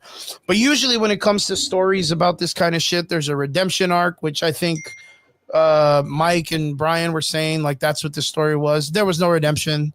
This So shit basically, fucking continues to lie, cheat, and steal, uses everyone, including her fucking mother, stole the Iron Man suit from the college after she was the fucking, what is it, expelled, which she has no rights to her invention anymore because this project wasn't done, forfeits instantly. And no, it's not a movie, it's a series on Disney Plus. so Chris, So yeah. it's negative 30 minutes each, is it? Yeah, pretty much for this fucking rating. Yeah, negative 30 minutes for this. Isn't that a movie, Ironheart? Well, Ironheart was in Wakanda Forever, which was Black Panther 2, and now the character was supposed to get a movie, but Yep. the movie got canceled and they turned the movie into a series, and that's what this is. And the same thing with Agatha Harkness, Agatha All Along. What they went ahead and did is oops, zoom. What they went ahead and did was they put some really huge cosmic entities into the story to force Right. people to watch it, and it fucking sucks, dude. It bombed. 'Cause well, to me, it's one of those things like if everyone's more excited for Mephisto rather the entire fucking what you just said it. How many episodes? There's 6 episodes, 30 minutes, 6 times 3, 180-minute film. You And you're only excited for the last part with one dude, like, then you don't like the fucking series. You just like that one fucking character. You know what I mean? right. And those people, like, good on them, but there's nothing this character is going to do that's going to mean anything in the MCU. And again, I'll tell people this character, just like Lady Death and Agatha Harkness, who no one gave a fuck about either, and is one of the biggest cosmic entities, should have been in the Infinity War and Gauntlet and the end story, the end game story. That was who they were based upon. So those characters weren't even there. It was like Adam Warlock. Like, who the fuck cares about Adam Warlock right now? You remember that Right. character? Right. So Adam Warlock is literally He was Jesus literally- of the MCU. Yeah. He's Yeah, he's literally the supposed most to- important character. Yeah, he's literally supposed to be the storyline. guy that beats Thanos and becomes the new ruler of the gauntlets or the crystals. Right. Like, that was him. He is the Messiah. And of we, the only, MCU. and we only got him in Guardians 3. That was the Yeah, only and that's thing all. we That's got him. where that's where he's at. That's where he's at. That's where he's gonna stay. Like, I don't even know where they're gonna put that fucking idiot in the rest of the story. Oh, It's like, you now what do you can't do? count Like, on James Gunn anymore because he's probably done with Marvel for sure. yeah, oh yeah, because I don't even know what. Yeah, that's a good fucking point, right? He ain't Like, coming he back. ain't gonna come back and write for that shit.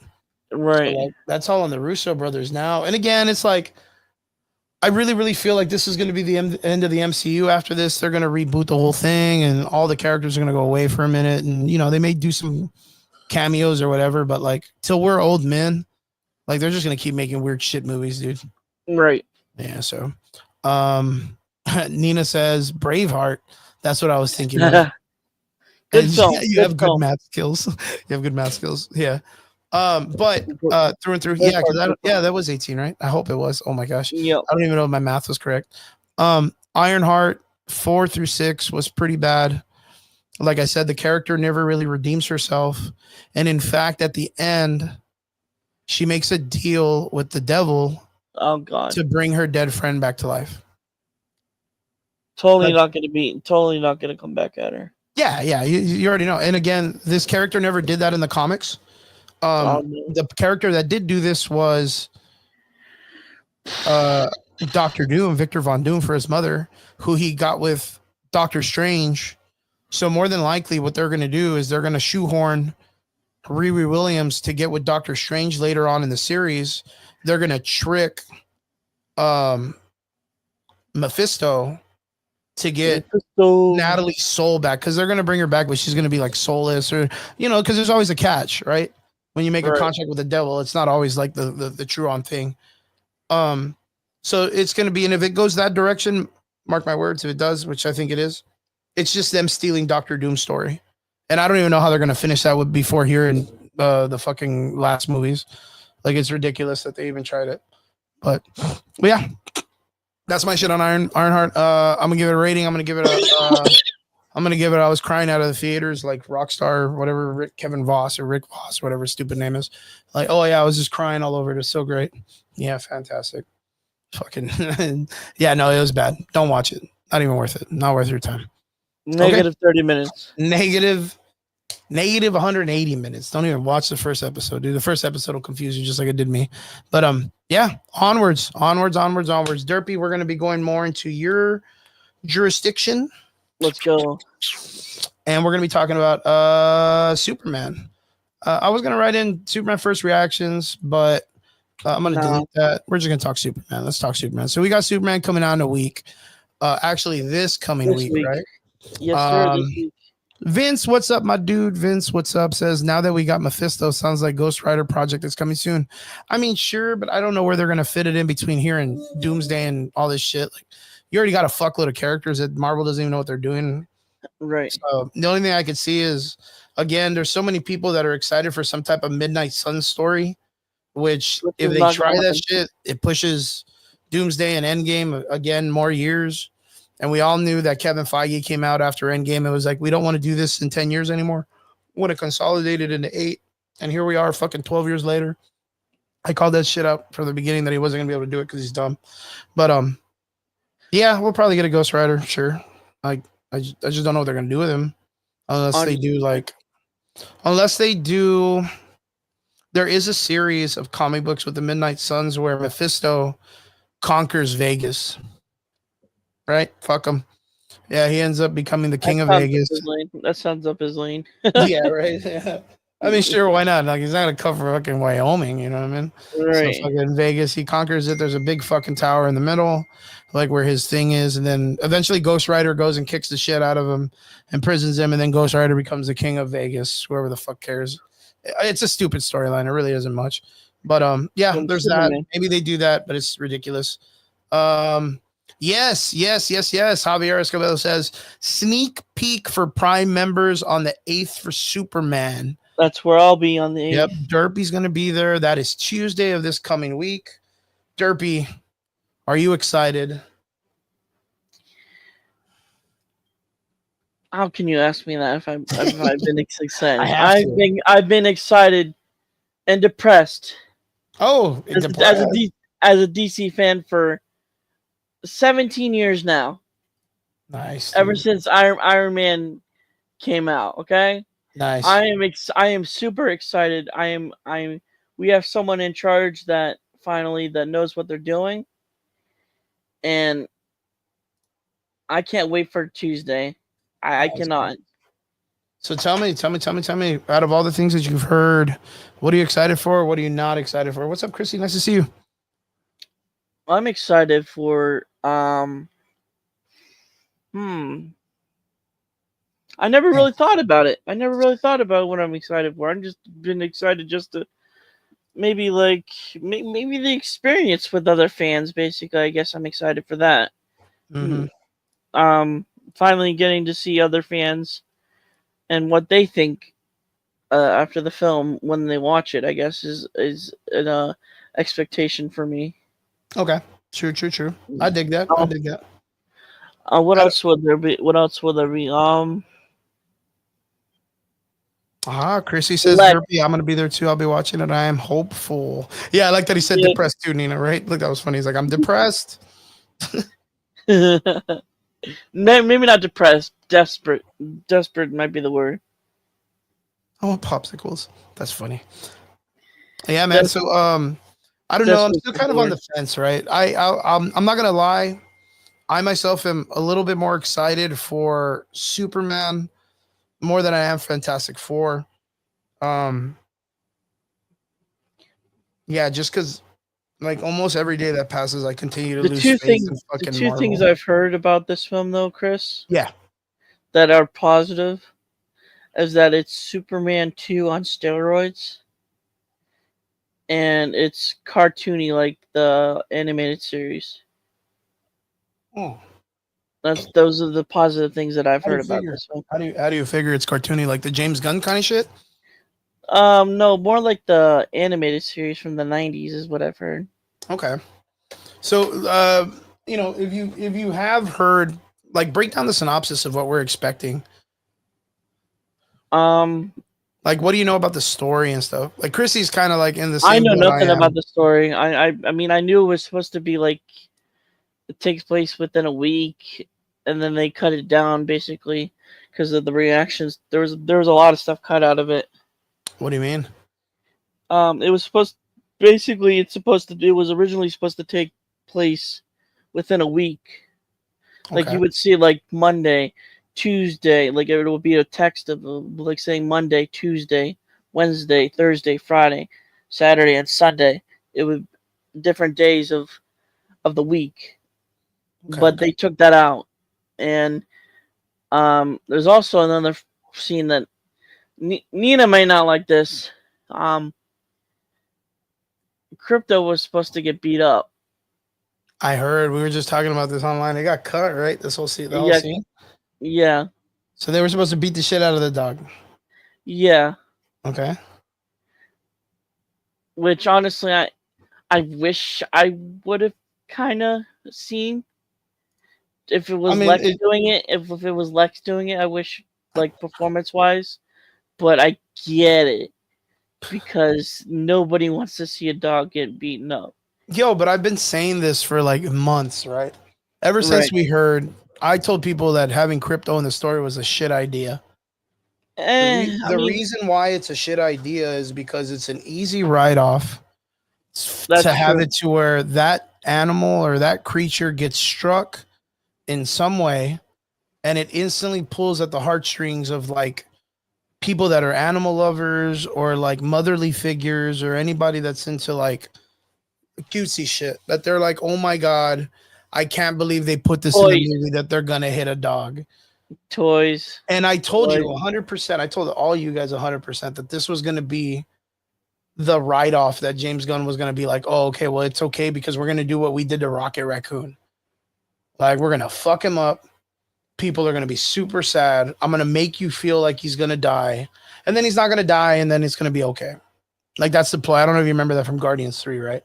I enjoyed Guardians 3, and that's Yeah, it the was kind good. I didn't say it was bad. I'm telling you, like, that's the ploy though. Like, they knew because everybody thought Peter Quill was gonna die. right. And then That and then they everyone. I used it. remember when they were theorizing of him Yeah. dying. And then they were like, nah, we're gonna make it Rocket Raccoon. Right. And then when Right, they did Rocket, because that's the thing is that James Gunn wanted to make it to where Rocket Raccoon was the main person of the Guardians, and it was never Peter Quill. right, And and the reason why he does that, it's very important because Rocket Raccoon is one of the major players in the cosmic landscape of the right. Marvel universe, and he trains Nova. He trains Sam Alexander to be a Nova when Richard Rider disappears. Ooh, Yeah, I did not so know that. yeah, so Sam Alexander, even in the cartoon, he's like Rocket, and what are you doing here on Earth or whatever? Because they come to Earth, and yeah, Rocket Raccoon is like, well, you better listen to me because I fucking showed you everything you know. And he's like, yeah, this is my teacher, my mentor, Rocket. Like, and it's one of those things where you learn how important Rocket is as like a cosmic hero.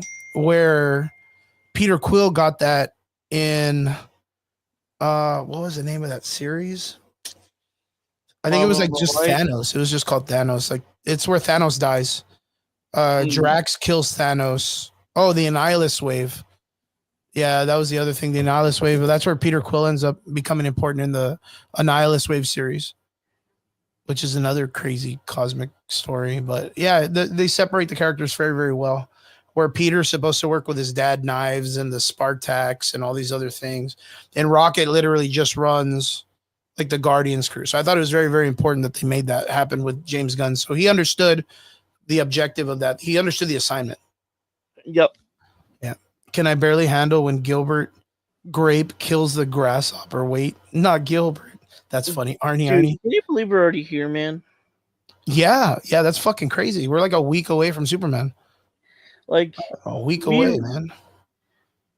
I remember when James Gunn got first Pick. no, he got announced as the head Yep. oh, like, and then maybe like a year later or a couple months later, we got the announcement of the chapter 1 of DC Gods and Monsters. And originally this film was called Superman Legacy. Remember that? Yep. And Yeah, and then everybody that tore was it like up. yeah, but everybody tore it up. It was like 2 years ago, like three or 2 years ago when Yep. this happened. That's crazy. And we're already here, you know? Yep. Yeah, it's Time crazy. flies. I mean, are you familiar why they took the Legacy name away or no? I am not familiar with that. So there is a comic book called Superman Legacy. Oh. And in that story, it's very well known. In that story, I forgot where he's like fighting someone, but he absorbs too much red sun. And he ends up Superman getting, All-Star? yeah, like the Superman All-Star story, where he ends up absorbing too much red sunlight. He ends up acquiring like space cancer. Yeah, And that's he's like, Superman All-Star. yeah, and he's like dying, right? Yeah, that's All-Star Superman. Yeah. So in that story of Superman Legacy, he ends up getting together a team of guys, which are the that group. What's it fucking called? The Arsenal, or what's that one group that they were talking about? The Authority. Yeah. Yeah. He ends up pulling together the Authority with that weird British guy, the one that can do telepathy. Like he's a telepath. He's a Jack Flag or he's something like that. He's like Blackheart or something. I don't know what his name is, but yeah, space cancer. I'm not even kidding. And he's dying. He literally has like a couple of months, and he like in this time frame, he ends up doing a bunch of like curing heart attacks, curing cancer, normal cancer, like saving planets and species. He's trying to do as much as he can, but in that process, he ends up building a team of people, the Authority, who are going to take over his job once he's gone. So when they announced that James Gunn was like, oh yeah, man, we're going to do a fucking Authorities movie because I'm good at making obscure characters cool or whatever the fuck. And then they were like, in Superman Legacy is the story we're going to do. Everyone was like, oh, good. James Gunn's going to fucking kill Superman off. Great, dude. Here we go. So like, there was a lot of people that were upset, and there was a lot of people that were like, yo, are you going to kill Superman? Like, is that what you're going to stand on coming into the DC universe? Like, right. That's what you're going to fucking come into? Like, we're going to get one movie of him being alive, and then he's going to get cancer, and the next movie is going to be him dying, and then the next movie is going to be him in the trilogy maybe returning like Doomsday or whatever the fuck, you know what I mean? Like, it's a bunch of wild nonsense, right? That is. So I think he just got scared and just pulled it, but I think that's still his thing, and the reason why I think it is because of like the pain that he goes through with the sun when he's recovering.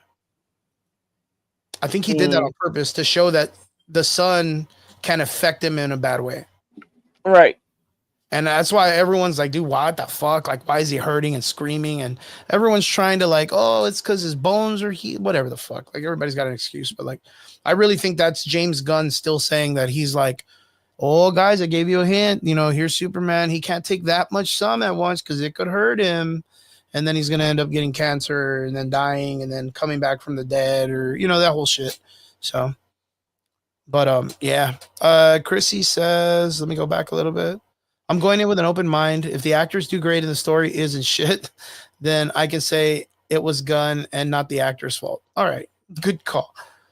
She also said, I thought it was because James Gunn said it was like looking back instead of forward or something like that.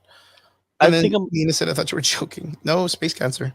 The only words when I come out of this film, I'm going to say there's two separate words. I mean, like, I'm going to say look up or look down. If it's good, I'll say look up. If it's bad, I'll say look down. Oh, man, that's horrible. Yeah, because, I mean, I would feel bad if you came out and did, like, spoilers or, like, right on Tuesday. That's what I mean. That's what I'm going to say. Yeah. When it comes to, like, a reaction. If anyone What do you asks think? me, if it was, I'll just say So look up if it's good, and then look bad if it's look look down. again. I think James Gunn. He's a good storyteller. He proved it with the Guardians 1 through 3, right?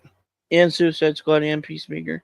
Yeah, it's how he approaches this character and makes it to where people fall in love with the character. They get hope. Like they relate to the character very And well. that's why I think why he nerfed them, because he wanted them to relate to him.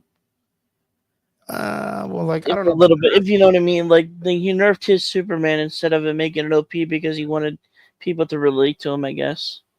Because you know how everyone said that Superman's OP and they don't like him being OP and all that. Remember that? Yeah,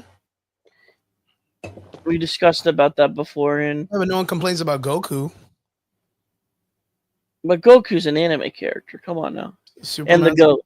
comic book character. It's the same thing, but nobody Fair, complains about it. fair enough. I'm gonna hopefully see it opening night, Chrissy. I'm not gonna be able to do the Tuesday one because I teach all week, but I am gonna try to go on Friday or Thursday night. I Gonna am gonna try. call. I am gonna call you once that showing is done. But you see, like that's what I don't understand because that's been the biggest debate, right? Like, Brian, huge Dragon Ball Z fan, huge, bro, huge. I'm not even kidding how big of a fan he is. I prefer Kai, but like that's probably Well, not. either way, like all that shit. Brian loves all of it. He'll tell you like he's a big fan. But even him, if you ask him the debate between who wins in a fight, Superman or Goku, he'll tell you it's Superman. Right. He'll tell you Superman, which a lot of us agree too, like that Superman would win because he's just abnormally strong. But no one questions in the Goku episode. They just say like, "Oh fuck, how cool!" Like jerking him off or whatever. They're just like, "Oh shit!" Like when Goku's fighting Broly, they punch and they destroy the universe or whatever, or like they destroy a planet in one shot, and everyone's like, "Oh my god, how cool!" But then Superman, like he fucking I don't know, punches Doomsday into space or takes a nuke, and they're like, "What a cheese, bro! He's so fucking OP." Like they always write him like, no, they don't, dude. Like there's fucking 40 years of Superman stories. That's what makes Superman such a great character. Is he's never been canceled. He's never been cut off. He's never been stopped. He's still high selling comics. Chris, What's up? have you ever watched the Fleischer cartoons? The what? The Max Fleischer cartoons. Max Flash. I don't know what that is. Look it up. No. What? Oh wait. Hold on. So The Superman Max Fleischer says, but cartoons. Goku will win the second fight because Goku improves after every fight. But that's the thing. So does Doomsday. So does Doomsday, and Superman still beats Doomsday. It should be like the 40s cartoon. What's it called? Max what? Max Fleischer Superman. Max Flasher? Fleischer. Max- FLESHER, I believe. Max Fleischer. Oh, here we go. Oh, yeah. I've seen these. I used to grow up with these. I used to That's have like. what I think he's going for I used most. to have VHSs of this cartoon. Bum, bum, bum, bum, bum, Yeah, that's what I think he's mostly going for, mostly. Yeah, but Or James he's not Gunn. that OP. But oh well, this Superman was super strong, dude. I know he's super strong, but he wasn't like he couldn't fly yet. No, he was just barely hopping over shit. But then again, it's like that was during a time frame in history where people were trying to understand what it was to be a superhero. Like just in general, like, well, how do you write superhero stories? Like, what are the cool things they can do? Oh, Batman can swing from a grappling hook and you can't see him at night. Ooh, like, you know what I mean? Like nowadays it's like there's multiversal jumping characters, you have fucking Mr. Terrific. You have so many characters that do so many obnoxiously crazy power sets that Superman's powers by themselves like are just they're pushed down on how advanced everybody else's shit is. Like, someone will find some way to say that even though Superman is beyond strong, like that Professor X can fucking take him out because if you destroy Professor X's body, his mind stays or his essence or whatever the fuck. Like people have so many different stories. Like, but back in the 50s and the 60s, they were like, oh my goodness, like, look at this guy. They couldn't even get him to fly because they didn't know how to make it make sense. You know what I mean? Like, all right. So yeah, man, I don't really go off like. So they just had to make an abnormally fucking weird, but I never look at that like as a power like limiter or whatever. Like when it comes to the idea on the power scaling or whatever. Like in the old comic books, there's one episode in the comics where he's like pulling several planets with a giant chain. I don't know if you remember seeing this. Let's watch. I'll show you a picture. Superman planets chain. Yeah, it's already there. It already came up in Google. Like, there's a comic book where Really? he's literally like, I'll show you right now. Pulling planets. He's pulling planets, not just one. Oh my. Yeah, he's literally just pulling them. Like he's just like, oh, let me move this planet out of the way or whatever. Look, it's all over the place. Like, it's But my point was like basically, I think God nerfed him because they want him to relate to other people, the fans, basically, if you know what I mean. More down to earth. There's a lot of things that live action can't pull off. Like no matter what. Like this right here, there's no way. There's no way. Even though it's in the comic books and it's been done, we're gonna be like, oh yeah, look at by moving these worlds from their own dying galaxies to a new sun at the other side of the universe, I'm saving countless of billions of lives. Minus the fact that if you remove those planets from the current solar system that they're in, they then become so far away from the sun that they then become completely cold because of the fucking vacuum of space. Right. So each one of these planets would completely become like an ice planet. You know what I mean? Like it would instantly kill everyone on the planet because there's no fucking heat source. So science, fuck them. Like, you know what I mean? Like, fuck it. Like, yeah, let's make it work. Like, I like that this dude was just like, this is Riri Williams writing right here. This is what it was. This is why it didn't make sense. But yeah. Chrissy says the Snyder fans, like myself, saw Superman and Man of Steel. It's okay. It's okay. That's why we want to hear this. I think this one is more clumsy Clark, which is cool. Snyder didn't really do a clumsy Clark. He did like a multi emo Clark. Yeah. I think that it's why it's going to be completely different, more like the old school Christopher Reeve Superman. I agree. I 100% agree. Even Brandon Roth's Superman was. I think this one's going to be more cartoony more than.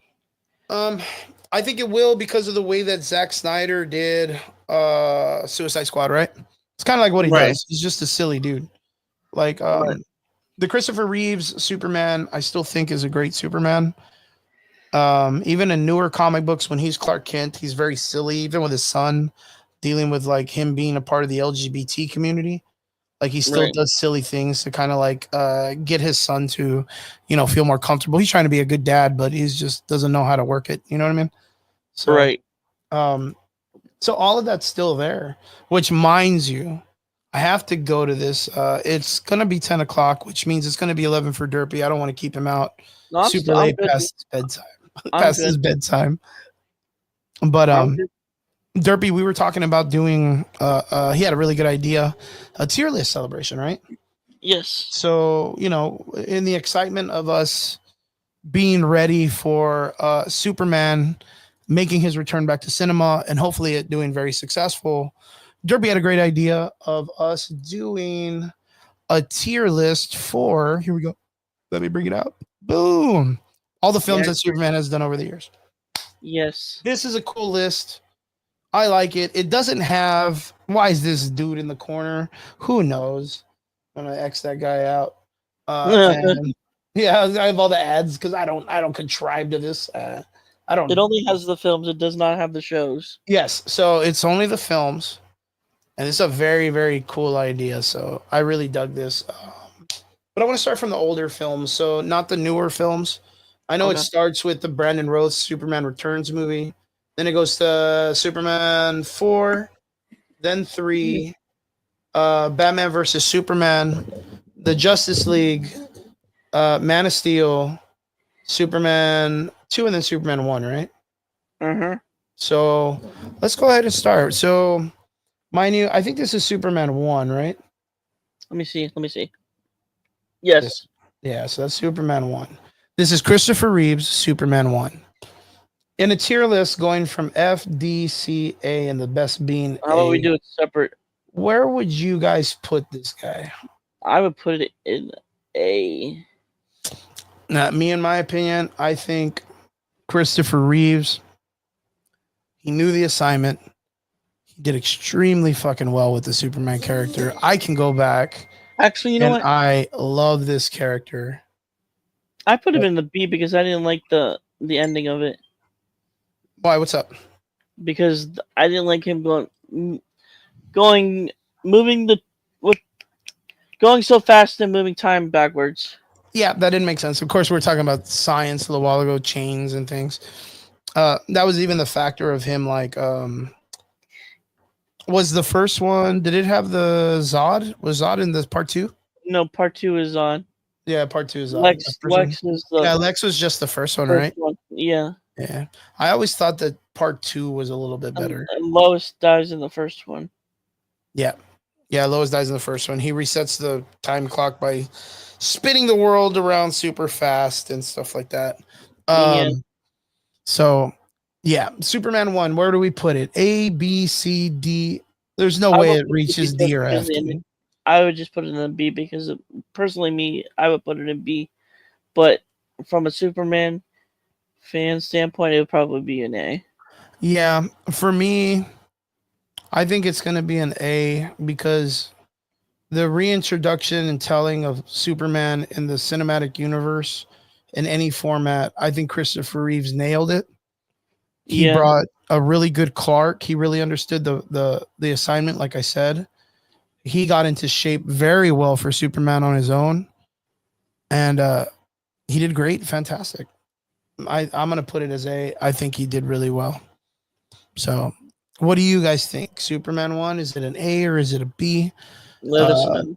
Let us know. Now we're going to go Superman 2. Wow. Superman dealt with Zod, all the villains and the bad guys and all that stuff, right? I enjoyed this one more than the first one. I'm not going to lie. You're absolutely correct. I think this one did a lot of great things. In fact, it was memorable. What is it? It's tributed in Man of Steel when Superman is fighting Zod and he's thrown into the 18-wheeler, right? Mm-hmm. So that was one of the biggest scenes back in the day when it came to Hollywood. They did an amazing job, creating all the special effects and all that stuff that they used for the film. So I thought the action in Superman 2 was way better. Right. So even him fighting like super villains themselves, I thought it was a better story too. Yeah. So I am going to put this in front of A. Yeah. In front of Superman 1. I thought, again, Superman 1 was really good, but I think Superman 2 was way better. Yeah, you see, Chrissy even agrees. Superman 2 was better than the first one. Mm-hmm. Superman 3. So here we go. We got Superman 3 coming up. Superman 3 was a comedy, though, more, wasn't it? Yeah, I would put it in the D tier. Yeah, I'm going to say, like, it was kind of forgettable, right? Yeah. I'm going to say D is probably going to be the villain. And then part 4, if I'm not mistaken, we don't talk about part 4. Yeah, I was going to say, this is where they brought in, like, the weird supervillain guy, right? The one that's, like, the cloned? Yeah. He's, like, casually a clone of Superman. What do they call him? Atomic something? Atomic Man or something like that. Atomic Man or something. He had a really cool, like, idea. Nuclear I think Man. that's where they got the Hyperion character in Marvel from. It might have been Nuclear Man. Yeah, I really think that's where they kind of got his character from. Which there's a part of me that thinks that this dude, is that what his name was? Nuclear Man? I think so. Let's go Superman 4. Villain. Nuclear Man. Yeah, you got it right. Created by, I think his character. What's this? Is that a fucking? Well, I know that they have a character of him in the comics, right? Like he's this dude. Yeah. But I feel like his character was Bizarro. No, Hyperion. I feel like this is where they got him from. Mm. And you could see the resemblance, right? I don't see it. Well, like the nuclear, it's like the whole nuclear thing. Like you look at him and you look at this guy, it's like fucking same dude. You look at him here, and then you look at this character, you're gonna be like, what the fuck? Like it's orange hair, Oh, blondish hair. maybe that's why it stunk. Mm-hmm. No, look at So John Castillo. yeah. Look at So John Castillo comment. what's up? Look at Oh, John John Castillo. Castillo says Superman 3 and Superman 4. Christopher Reeve was the director. Ah, you know what? That might be like why it didn't it didn't hit hard, right? Yeah. Oh, and I was trying to, you know what? I didn't even realize that I wasn't even showing you guys. Let me bring this up. Let's go. That's what I was trying to tell you. Yeah, I was like, I'm so sorry. Superman 4 villain. You have this guy, right? Right. And then you go to Hyperion. This guy, and you see the same. Like, look at how fucking similar these guys look. Oh man. Like, right? Like, look at this one here, and then you go back, and it's this dude. Like Man, this dude. Corbin Dallas, my man, Corbin Dallas. But yeah, I think that they got this character, and then Marvel created this man, which was supposed to be their antithesis to Superman in the comics, like in the Marvel universe. I think that was their closest variation. But yeah, let me go ahead and open back up the tier list. John, good to see you, my boy. Good to see you, my boy. But yes, Superman 3 and 4, I think were like the weakest of the films. Yes. Superman 2, I think, was probably top notch. I think it was better. But I think Superman 4 was like a real fall off, dude, of the series. A real fall off. All right, boys. Now here we are to the next part. Now we're back into the recent films. We're going to start Superman Returns. Brandon Routh reinvigorates the character of Christopher Reeves as Superman. Comes in. What would you guys think? What do you guys think? I put it at a B. A B? Yeah. Okay. What about anybody else? Personally, I would put it at a B. I like Vince Weaver comes in and says, Chris minus Superman, a Superman of Steel. A Superman 2 equals Superman Returns. Oh, the A class. Oh, Superman, Man of Steel, A. No. Am I getting this right or am I bad? Man of Steel. A Superman 2. Okay, there we go. S. We don't even have an S class. We don't have an S. Yeah, we don't have an S class. Chill out, bro. Okay, so Javier says Man of Steel is not an A. C. He says C for Brandon Routh Superman Returns. I can get with the C. Yeah, I can get with the C. Okay. But a Man of Steel would be the same thing, though. Even the idea of them introducing like the son of Superman in that film. Yeah. Like even the idea of like Brandon Routh's character, Roth or however he says, like carrying an entire island that's merged with kryptonite, like into space. Kryptonite. You guys don't think that was like a saving grace for his character? Look, I think he's technically. I think he's my favorite. Actually, my favorite Superman because 100% A. Yeah, fucking Vince is like 100% Brandon Routh. Dude, there's even the scene of him getting shot by the machine gun. Remember, and it just shoots in the eye. It doesn't even close his eye. That was like, I remember the jokes about them. Remember the jokes on that? Mm-hmm. But I remember the internet going crazy for the CG in that film. Right. Superman Returns was an A. What was wrong with it? That's why I put it a B. I put it in a B. A B then? Yeah. That was such an interesting time frame in the United States too at that time because we just got hit with 9/11. Remember that? Right. And this was like one of the first films that came out that had so much like patriotism, I guess you could say. Yeah. There was so much. Lex was pretty, he was kind of weak. He was over the top, but he was a little bit weak. Yeah, so Lex is kind of but like Brandon Routh, like even seeing him, I mean that was the whole shtick, right? When he came back in the fucking CW shows as Superman, yeah, like that reinvigorated the show. There was people that hadn't seen that show in months because they thought it sucked already, and they were like, "Oh fuck!" Like Brandon Routh is gonna put the costume back on, and then you see that they've respected him enough to be like, "Yo, we're gonna make him Kingdom Come Superman." Right. Like I was like, "Whoa, dude." Yeah, I think Kevin Spacey did good, even though the minus the touching of the little boys or whatever he did, right? Yeah, but I think that my opinion, I would say wrong. Like what? Whoa, wrong. Being that we're putting the first two films up in A, and then knowing like the kind of being that A is going to be like I guess our S tier. I would say like, yeah, maybe it would be a B in this situation. But other words, if we had an S tier, I would probably put Superman 2 in S and then Superman 1 in A with Superman Returns in A. I can That's agree if we with had that. S tier, I right? can agree with that.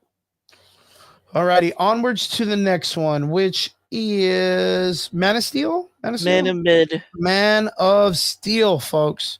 Man The of mid. introduction of Mr. Henry Cavill himself, God tier king of the nerds. See, C. My yeah, goodness. Oh my God. What about it you was guys in too the comment it section? was too depressing, and they wasted Oh, Kevin he Costner was for me. acquitted. He was They wait, acquitted. they wasted Kevin Costner for me. Oh man, they wasted. Kevin Costner probably wasted himself. What do we got? We got C I or could put it in B. B, but I could put it in a B, but it's not in front of Are we Superman. really gonna say that it's not gonna beat Superman Returns? Yes, It does or it doesn't? it doesn't for me. No way. You don't think he was better than that story? No, Like even the dad was his fucking name. Well, was not the human dad, not fucking Kevin Costner.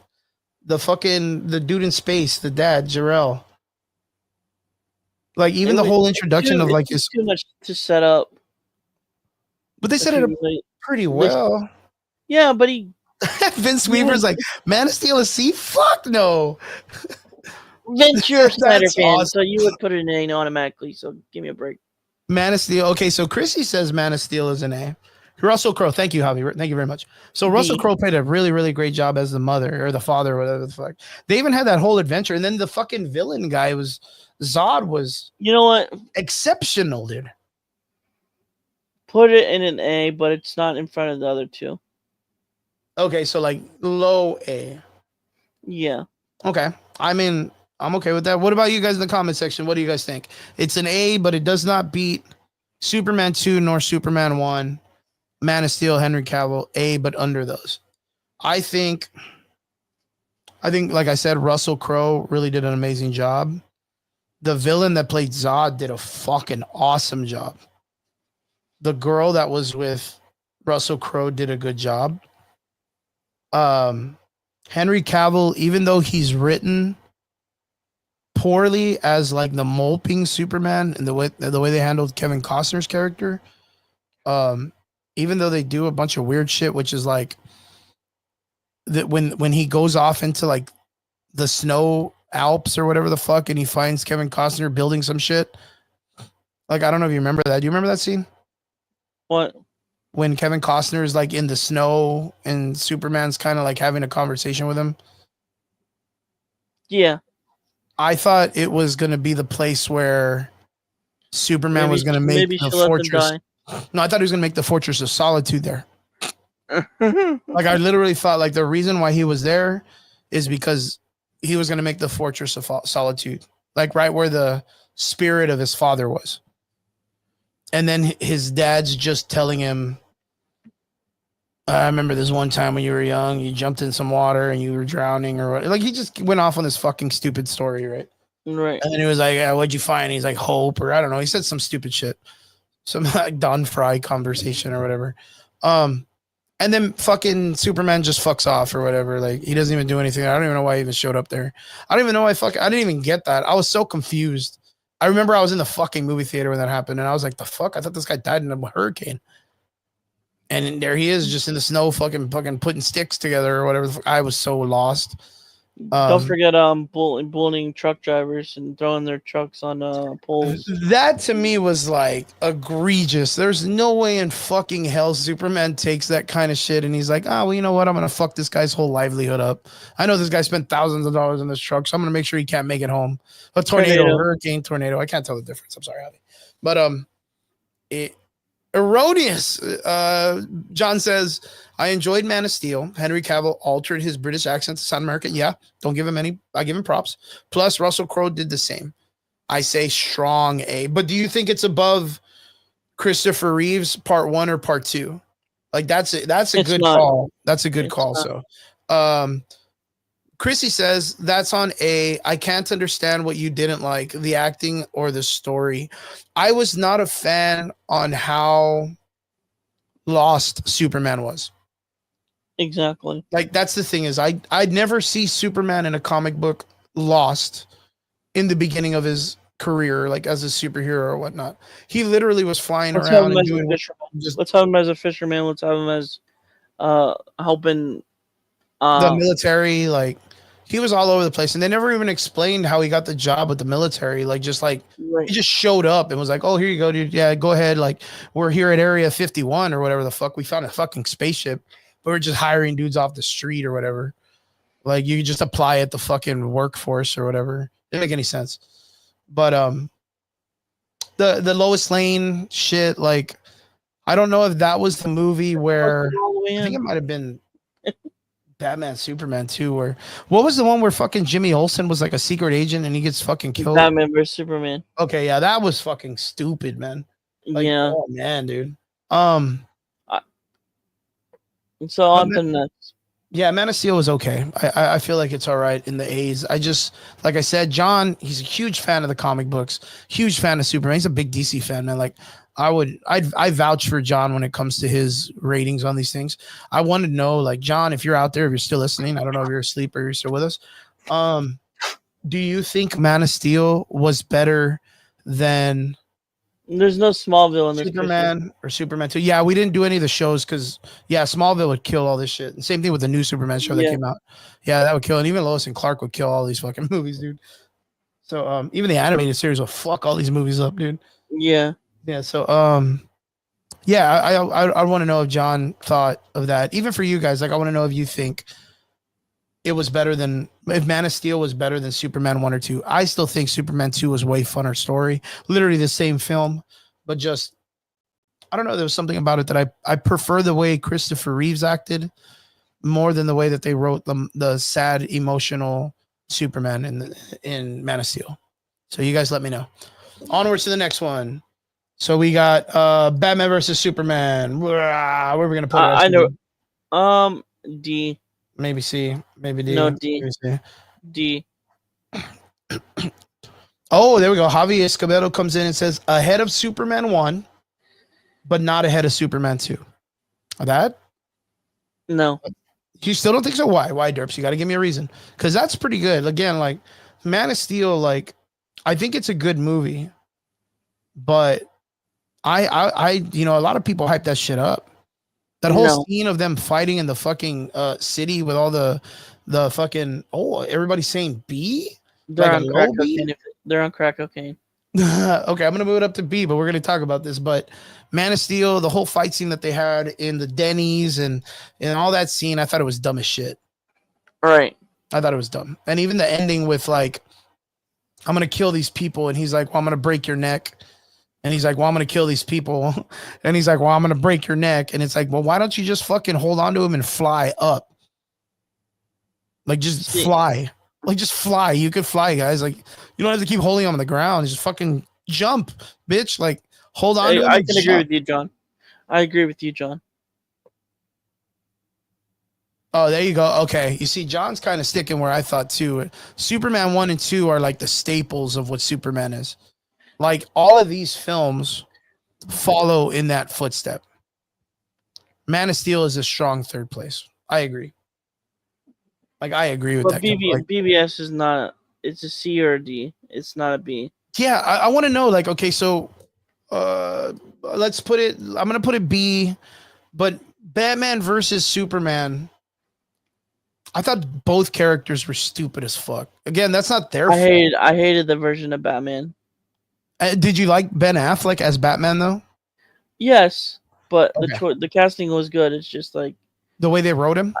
The way they wrote him was terrible. It was kind of dumb. It was kind of dumb, and Superman was not that far from it either, man. And the music was terrible too for Batman music. Oh, what do you guys think? What do you guys think? I need to know this. So everybody said B, A. Vince says A for Batman versus Superman. Vince is a Snyder biased.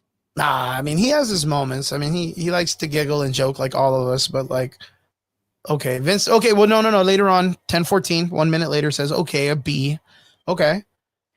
But that's the thing. Like Javi Escobedo makes a good point. The Martha thing was the one thing that everyone like just shit on it, right? And even before that, I'll shit on it even worse. Like one, Superman is so fucking fast. There's nothing on this planet that he can't do to any one of these characters that can make them control him. And a bunch of pictures of his mom. Why does he have a gun? Who? Batman or who has a gun? Batman. Why does Batman have a gun, Vince? Tell me that. The kryptonite part? No, he has a gun. He has a gun, and then also he kills people with his car too. So dude, he murders the fuck out of everybody in that film. Explain to me that for being a. I mean, I know that Batman doesn't kill, but don't call. But you see, call like me a DC fan. But that's the thing. Snyder was so deliberately doing that. He read two comics. He read two comics and said he was a DC fan. No. I mean, I get it because I think Ben Affleck played a badass Batman. I think the way he looked, the way he carried himself was good, minus the fact that he was a dumb motherfucker, man. He was just dumb. The way he looked, the equipment and all that, all the action sequences were great, dope. Yeah. But the way he was written was terrible. Stupid, man. Do you bleed or whatever the fuck? Like all of that shit was dumb. And again, like I agree with you. Like there is a scene where like we all know a lot of people were like, oh man, I like the aggressiveness of this Batman. I remember that time frame too, man. People were like, oh man, this Batman's the coolest. Like, and it's like, well, yeah, he's fucking cool, but like Batman doesn't kill nobody. Like that's his whole shtick. Like he'll deliberately put your ass in the hospital, but he ain't gonna kill nobody. And there's a whole scene of him, like again, but this was the same thing with the new Batman movie too. There's a whole scene where he's in the car and it's got a fucking machine gun on it, and it's fucking shooting cars and blowing up people and doing all this stuff. And you're kind of like, yeah, those guys are dead. There's one scene where he's fighting the dudes. The coolest fucking fight scene is when he's fighting all those 5 dudes in that warehouse. Yeah. And one dude throws a grenade at him, and then he throws the guy in a hole and then throws the grenade after him. 100% that fucking dude's dead. There's a dude that gets hit in the face with a fucking giant crated box. 100% that guy's got brain damage or is dead. Yep. Like there's a bunch of things. You're not wrong. There's just a bunch of people that get killed, but they're not important because they don't have names. Yeah. They're like, what's that fucking video game? Arkham Knight, dude. Let's bring up Keaton too with all the people he killed. Yeah. But that's the thing. Like it's Hollywood, right? If you don't see the body, then they're not dead. Right. So like that's the whole concept we watch because 100%. Even in comic books, these guys are killing motherfuckers. I don't give a shit. Like, Michael. Well, here's the thing, Vince. Batman doesn't kill. Okay, that's by heart. He doesn't kill. Yeah, that's supposed to be the way it is in the comic books, right? Right. Ben Fleck did a decent job. Michael Keaton, gold standard, 100%. Michael Keaton, except for the Flash movie. Michael Keaton was a good Batman, but he still killed, and to me, that's not Batman. Yeah, but that's like Tim Burton shit. Like Tim Burton's a dark exactly. Dude. Yeah, it's more of like how the director handles those characters. That's the way I see it. If you like Michael Keaton, you like him because of nostalgia. Yeah. Well, I mean, but he don't played like him as Batman. You don't like him as Batman. You like him because of a nostalgia. I like him as Batman, and I like him as Bruce Wayne. I think he was probably one of the only Batmen who understood the Bruce Wayne part better than Val Kilmer was probably one of the best too. That's my favorite Batman. Yeah, and people would say you're absolutely wrong because Val Kilmer's Batman was stoic, mysterious, and then when he was in the Batman costume, he just played Michael Keaton's character. But they both understood Bruce Wayne. That's fair. That's fair, John. Yeah. Oh, like Kevin Conroy is gonna be he's the bee's knees. Kevin Conroy is the standard to me as Batman. Yeah, you see, like Chrissy asked a good question though. You can't be on that standard if you don't stand on it duality wise. So if Superman kills someone in the gun movies, are you not gonna like it? Probably. You're still gonna like it, right? No. No, come on. You're gonna overlook it. You're gonna be like, it's James Gunn. You really think you're not gonna be like, oh man, that's a negative? Or is that the way you're gonna be? Hard, man. It's a hard question. That's a great question, Chrissy. Because like I get it. Like there's a lot of people that did like Batman versus Superman because of the violence. Like that fight scene with those 6 or 7 guys in the warehouse, Well, literally best fucking Batman fight here scene ever, dude. I'm gonna Ever. tell you my experience for BBS. Mhm. 2016 movie. I was in the movie theater with a friend. Took him to go. We went to go see it. Theater was packed. All excited.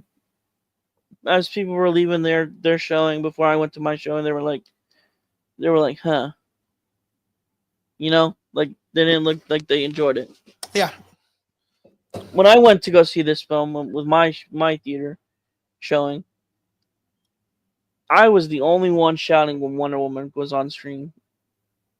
Yeah, but even when that character comes out, Batman is the only person that's talking to Diana in the whole film, right? Right. Like he's conversing with her, he's trying to understand her, he's trying to do some detective shit, even though they suck at detective work. And when Diana, who doesn't wear a mask, and you could tell who the fuck she is in real person, like worse than Right. Superman, Right. shows up on the battlefield, Henry Cavill's Superman looks at Batman and goes, "Is she with you?" And Batman Yeah, that goes, was "Ugh, I thought she was with you or whatever." And it's like, yeah. what the fuck, bro? You were talking to her the whole time. That's literally You invited her. You sent her that the was the email. scene. That was the scene where I was the only one shouting in my theater, and I look around and nobody else was like excited for that scene, and I'm like, yeah, this movie stinks. Yeah, it had its moments, man. Like there was a lot of It had things. its moments. Mine was the fucking that part was one that kind of was like, what the fuck? That didn't make sense. Like that sounded Right. stupid. That made Batman sound dumb. Right. The other one was, of course, the Martha moment. That was the stupidest shit. Right. And then Do you bleed? the scepter part, like with Superman and Doomsday at the end. I thought that was really lame. I thought the whole Doomsday thing was stupid as fuck, dude. Yeah, it was. I thought bringing Superman into a one movie based on Batman versus Superman, which should have been based on Batman Year 2 or whatever the fuck, or I don't even know the fucking comic book off the top of my head. It should have been based on them fighting each other and him using the big mech suit and just them fighting each other. Because that would have been a good Yeah. setup for them becoming best friends, because that's kind of like the way it happens. But like they introduced Doomsday, which stupid that it was based on Zod's dead body or whatever the fuck. It just went downhill for me. It just downhill. Yeah. But yeah, yeah, that was Be kind of your trash or whatever. see. But Vince says BVS was okay, but it needed a Doomsday and it didn't need to kill off Superman early. It didn't need Superman. Yeah, it didn't need Doomsday at all, dude. Doomsday itself could have been a great Superman story trilogy easily, or at least a duality, at least a part 1 and 2. And says, and then Chrissy says, when I saw it, the whole theater started clapping when Wonder Woman came out. Yeah, 100%. Like, because again, we have the Trinity, like the actual 3 characters of the comic books that fans know should be together. But the whole thing is the setup. The setup was Batman had been talking to her. He sent her an email and was like, yo, is this you? And then we're going to be fighting this villain. You should come and help us out. She shows up and then he acts fucking stupid. Then he says the stupidest shit, which he should have been like, thank you, Diana, for coming to help us or whatever the fuck. And instead he was like, oh, I don't know who she is. I've never met her in my life or blah, blah, blah. Some fucking stupid shit. Like it just didn't make sense. So like, but yes, her being on the battlefield and being a fucking G, like, yes, Wonder Woman is amazing. She wasn't even in the title of the fucking film, for fuck's sakes. But yeah, she was awesome. But yeah, the setup was dumb. But yeah, yeah, I would say B. As I talk more about it, I kind of want to go C, but low B, low B. And last but not least, the Justice League. Now, minus the fact that this is Whedon's cut or Zack Snyder's cut. No in between, just Justice League. It's all the same shit, minus that they actually give Cyborg a story. So where would you like to see this, guys? I know we got a couple of people still watching. I would put it in a B, but I would put it C also.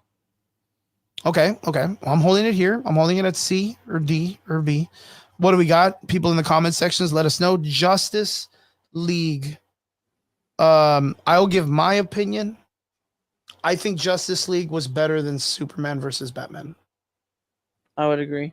Yeah, there's a part of me that says that There's the because Snyder cut, and then this is the Whedon cut. So. yeah, I mean, I'm just in general, I don't even care about both because Snyder really didn't do anything extra that Joss Whedon didn't do, minus the fact that he just gave us a black suit Superman and then um fixed Cyborg story.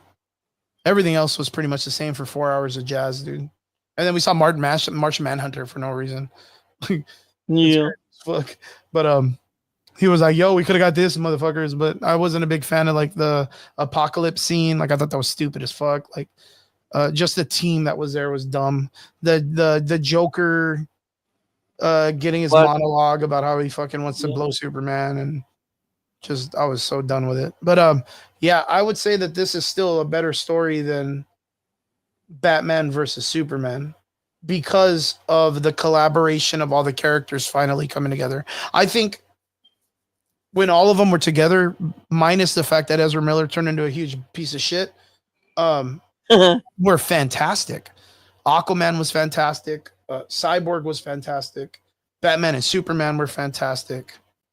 Okay, Vince says Joss Whedon's Justice League a D, and Zack Snyder's was a B. And I'm kind of like, well, I'm in between both. I don't think Zack Snyder, when he came back, really did anything different. So but again, a 4-hour movie, I'm not going to deny that of superheroes. Like, it's like me watching 4 hours of fucking Lord of the Rings, fucking 4 hours of me watching fucking Marvel movie. Give me a 4-hour movie, I'm going to watch the pitch out of it. Like, so, but has it made it better? I don't know if it made it better or worse. Chrissy goes, "Oh, you mean James Gunn's Joker?" Yeah, because well, in that whole apocalypse scene, it was just Jared Leto's Joker was just. I get the idea of what they wanted to do, minus like. Okay, well, here let's do this. So, we're saying B or C. Okay, Vince says C is okay. C, so we're looking at C. Do we agree that it's all C, folks? I'm with you there. I can put it at C. But then I'm going to tell you, like right now, if that's the case, I want to bring this one down to C. Because I really don't think Batman, Superman was better than the Justice League. I like the dynamic between Batman and Wonder Woman more in the Justice League. I like the dynamic between Superman and Batman more in the Justice League. I like the dynamic between Aquaman and the Flash. It was better in this Justice League. Like, yeah, you see, Javi says B Snyder. B Snyder. So we're gonna say C, but Man of Steel would go up. Yeah, it was just okay. It was just okay. The Joker. What do you think, Derps? I had to put up my mic. Ooh, I think I put it down to C, but I can move it back people up. need to move on from Snyder. Well, they're gonna have to. We got Friday, man. We got Tuesday and Friday. Cut grass and maybe get a life and don't check. No, but I think it makes a B. I think the Justice League makes a B. I'm still kind of iffy with Batman Superman. What about Shazam since Superman made a cameo in it? Oof. No. Yeah, I was gonna say that'd probably be like a C or a D, right? I like Shazam. Shazam, I thought was one of the better DCU movies. Well, the first one. I even like the second one, man. The first one, I didn't even see the second one. I like the second one. There is a really cool, like, there's some really fantastic shots, like cinematography wise, that I think they did really well. The comedy's still there. Black Adam, though. Black Adam. Corbin Dallas. Yeah, well, that Black Adam was pretty fun. I think The Rock did okay. I wasn't a big fan on how they treated what's his name? Black Adam was good though. The Guardian? What's his name? I forgot his fucking name. Dr. Fate. I didn't like the way they used Dr. Fate's character. Pierce Brosnan? Yeah, I didn't like the way he went out. That's fair. Yeah, I kind of think it was cheese when they took his character out, and I was like, "What the fuck? How do they kill Dr. Fate? This dude's a G, man." Yeah, but yeah, the Hawkman did really good, and of course, The Rock. You can't beat The Rock in fucking action films. Like, he's gonna be putting people through walls and walking through cement and shit like that. Like, he's just good at that shit. Dwayne the Cock Johnson. Drain the Rock Johnson. No, but yeah, Dwayne, guys, I said Dwayne the Cock Johnson. I know. I just said it different. Fair enough. All right, folks, this is our tier list. I hope you guys enjoyed it. Let me stop sharing this random shit. But yeah, Superman does come out this week. Derpy, my man, Corbin Dallas, my man, is gonna go see it on Tuesday. Seems to be, I think, like Javi. I think Javi's gonna go watch it, or who said they were gonna go watch it later? They got the Amazon Prime. I think Javi said. I think it was Nina. So, Nina might have said that too with the Black Adam, right? Chrissy also says Black Adam was good. They could have done more with Hawkman. Agree. I'm always looking for a good Hawkman. Who isn't? But we're getting a Hawk Girl in this film, so hopefully she does well. Me. Chrissy. Oh yeah, Chrissy's gonna go see the Prime also. So guys, don't forget Amazon Prime. If you guys hooked up, Superman special seeing is gonna be going off on Tuesday. If not, like the embargoes are tomorrow. The embargo pops out tomorrow, and then yeah, hopefully it's a great movie. Fingers crossed. We need DC to get a win. I need them to make this landing work. Hopefully by next week we're coming on here and we're talking about how amazing Superman is. So guys, if you get to watch it, hit me up in the DMs, send me a quick post in Facebook and be like, fucking awesome. Like, just get me posted. I'm gonna call you. Yeah. Just don't ruin it for us, okay? Just don't ruin it. But be careful with spoilers. Don't let the movie get ruined for you. And I hope that everybody has a great Superman fantastic week. Fantastic Four comes out in 2 weeks. Yes, 2 weeks if I'm not mistaken. So guys, don't forget, we're gonna be out there watching that shit too. Guys, we appreciate you. Derpy, I appreciate you for coming in and hanging out with us. I appreciate you too, Chris. Thanks for we hope Brian and Triggs are out there doing amazing stuff as they always are. Guys, thank you so much for tuning in. Thank you for listening to us and jumping in and being a part of our conversation. We appreciate every one of you. Don't watch Ironheart. To all of our extraordinary listeners, don't watch Jurassic World Rebirth. Yeah, don't watch Jurassic World either. Derps walked right the fuck out of that film.